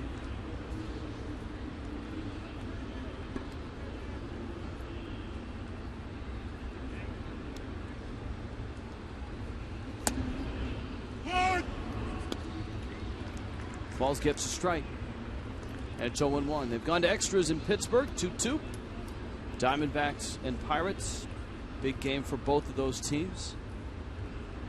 I told you they're in the 9th in Philly. Dodgers and Phillies 2-2.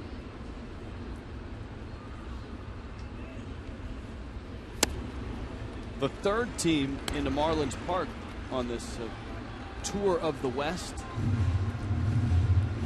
The Colorado Rockies are in Baltimore, 5-2. Baltimore beating Colorado right now.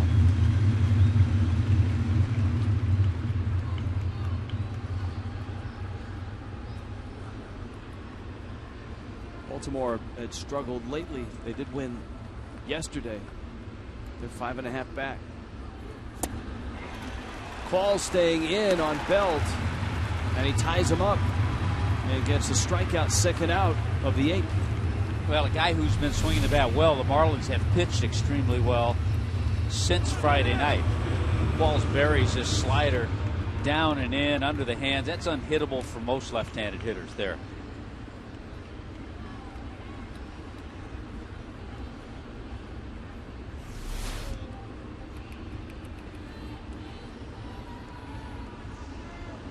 Now Pence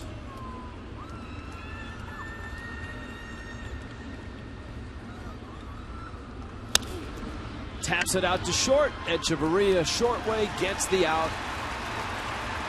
And Chad Qualls gets through the inning. Still tied 5-5.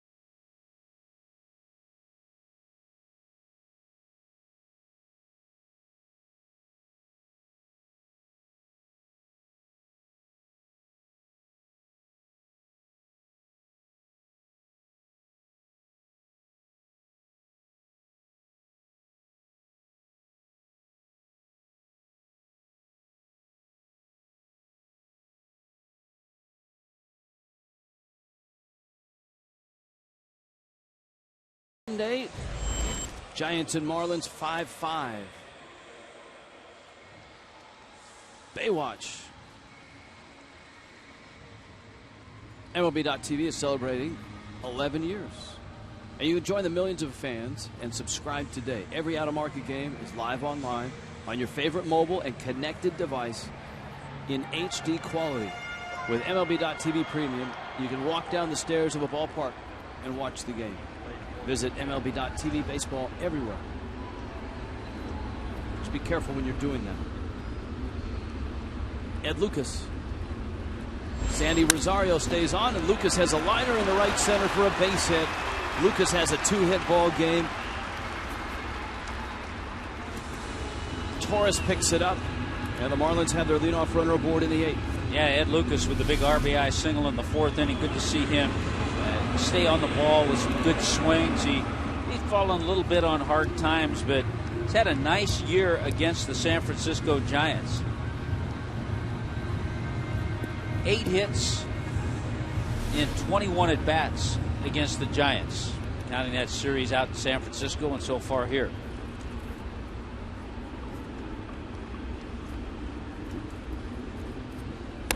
Echeverria trying to bunt, pops it up. And Sanchez is more than happy to take that out. So much we talk about in a sacrifice situation, and again, since this is Kids Sunday, it's a tough thing to do, but you have to bunt strikes. And when a pitch is up and you have the bat down and you come up to get the ball, more than likely you're going to pop it up. Just didn't get it out front enough. Not a good effort. Etch probably knows that. Jeff Mathis now. You got Lucas at first. Greg Dobbs is on deck. Mathis takes a breaking pitch for a strike. Cardinals are winning again. They're shutting out the Cubs. 3-0 at Wrigley. Wind must be blowing in. Either that or Adam Wainwright is sticking it in their ear. That's a good point, too.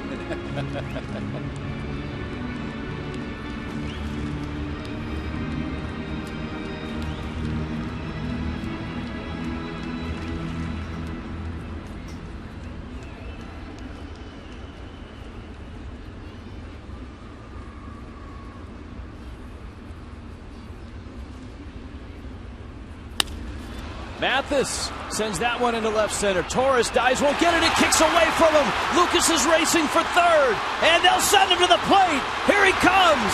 He's gonna score. Out at third is Mathis.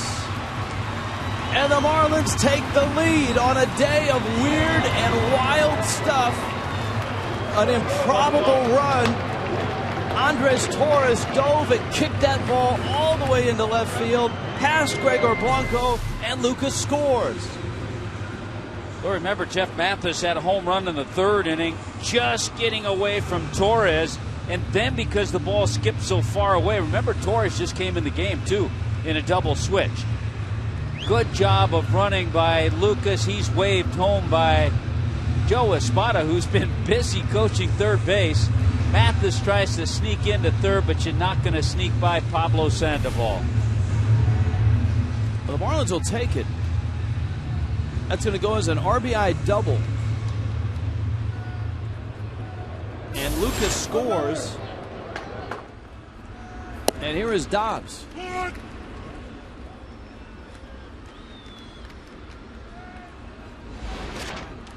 A solo homer and an RBI double for Jeff Mathis today. Maybe the sight of those Florida State caps around the ballpark got him fired up. I think that got him going. He didn't go there, but as Craig reported, he was recruited to go there. Dobbs dumps it into left field. He's got a base hit, a pinch hit single. Now, we talked about it the other day with the at-bats Dobbs was able to get in Kansas City, DHing. That should help him a little bit coming off the bench. His 8th pinch hit this year. And getting close to that century mark in career pinch hits. Yeah, 93 now for Dobbs.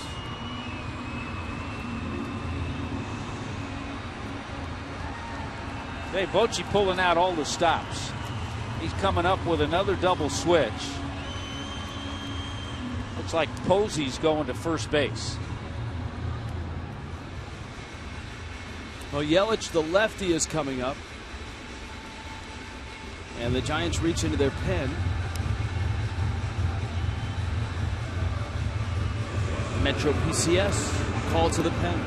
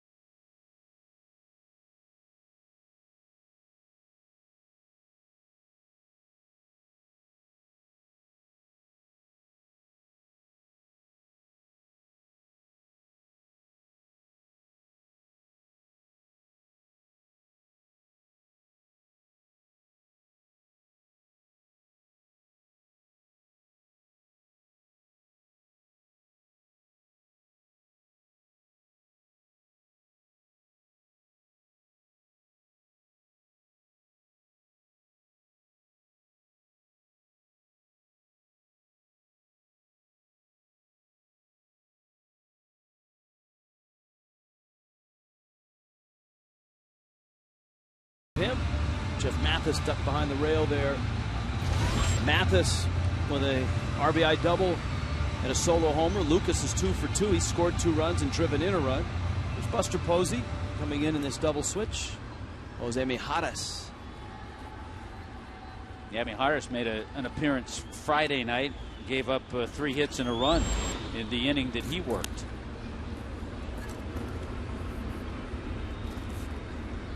Been 4, seems like more, but there have been 4 different lead changes in this game today.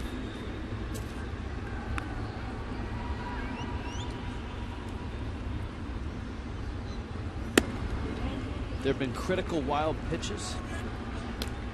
There's been a player who scored from second, Donovan Solano, on a wild pitch. Catcher's interference in which the catcher's glove was knocked clean off his hand and the pitch actually hit his hand.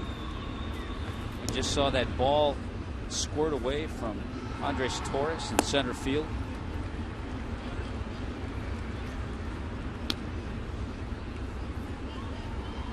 I think, Tommy, the moral of the story is this, and that is anytime you have a clown doing balloon tricks during the telecast, it sets the tone for the rest of the game.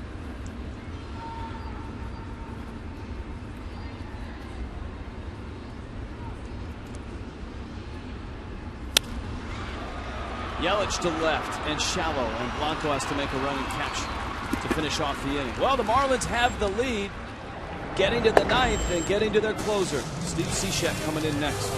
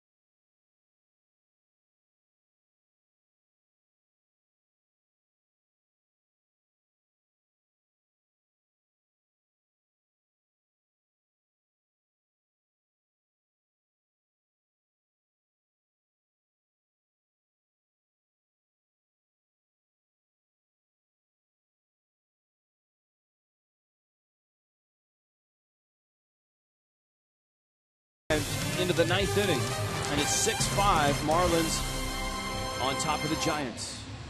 And that means Steve Cishek gets the ball and will go after the save. It's not an easy road he's got to climb. I mean, talk about 2 really hot hitters in this series, as you see Cishek's numbers. Pablo Sandoval leads it off. Hector Sanchez is next.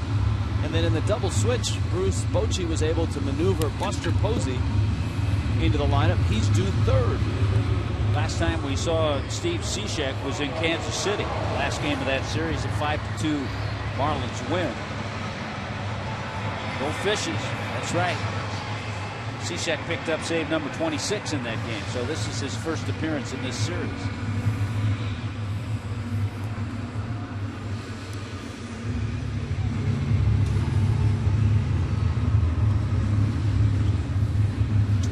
In a row for Cishek.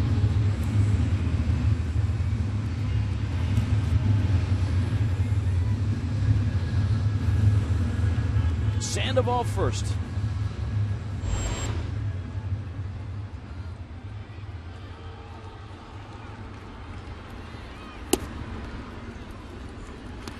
And a fastball misses outside.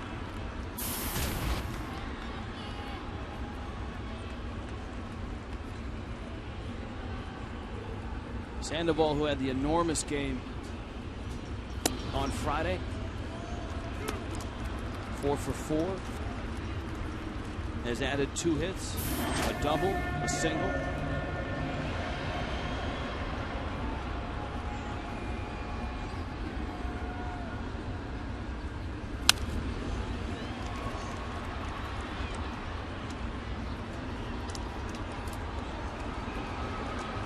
Marlins Live, all the highlights. And there are some highlights that you'll want to see, plays that you normally don't see in a ball game. Brought to you by Checkers. It's coming up after the game. Yes, Sandoval had a base hit, RBI, walked in the ball game last night. So yeah, he's been on base. He's been an on-base machine in this series.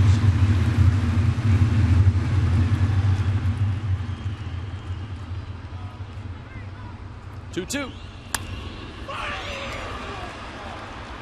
In the air, Echeverria and Ruggiano. And it's Ruggiano who makes the catch.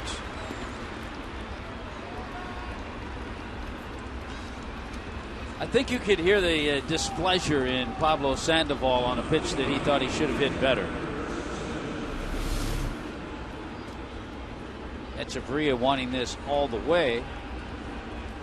Waving, yelling.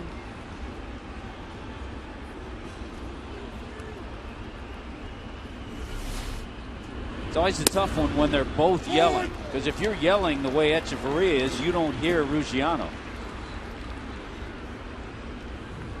Cishek trying to nail down his 22nd consecutive save. He's got an out with Sandoval. Now Sanchez, who's been a tough out in this series and a tough out today. He's walked twice, RBI double, 1 for 2. He had a 3-run homer on Friday. He had a 3-run homer, a pinch hit 3-run homer in his last game before that, and he cracks one to right field. Stanton trying to cut it off, does, plants himself. Terrific job by Stanton, holding Sanchez to a single. In a crucial spot, Giancarlo Stanton raced to get the ball. And the Giants have a runner at first with 1 out. File this one away. This could be a game saver. He gets over. This is a play that doesn't show up anywhere. It doesn't show up as an assist to put out. But he keeps Sanchez from getting to scoring position by cutting the ball off, planting, then making a strong throw to second base. So now here's Posey.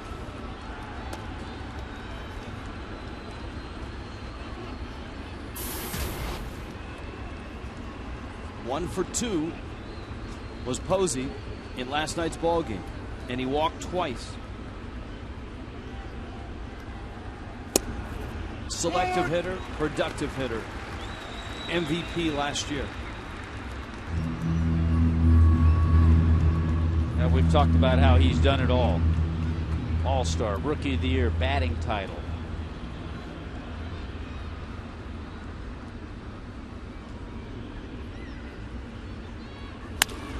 Bouncer towards short. Echeverria to Solano, the ball game. Just like that. And the Marlins win it. 22 in a row for Cishek. It was a struggle. For both sides, it was a struggle. When the Marlins got to the 9th with the lead, Cishek shuts the door. And a walk in the park for Mike Redmond.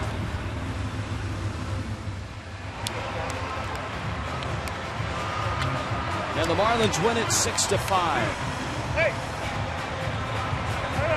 And that play by Giancarlo Stanton, indeed, Tommy Hutton, helps decide this game. Well, we told you to file it away. It kept the double play in order, and that's exactly how the game ended.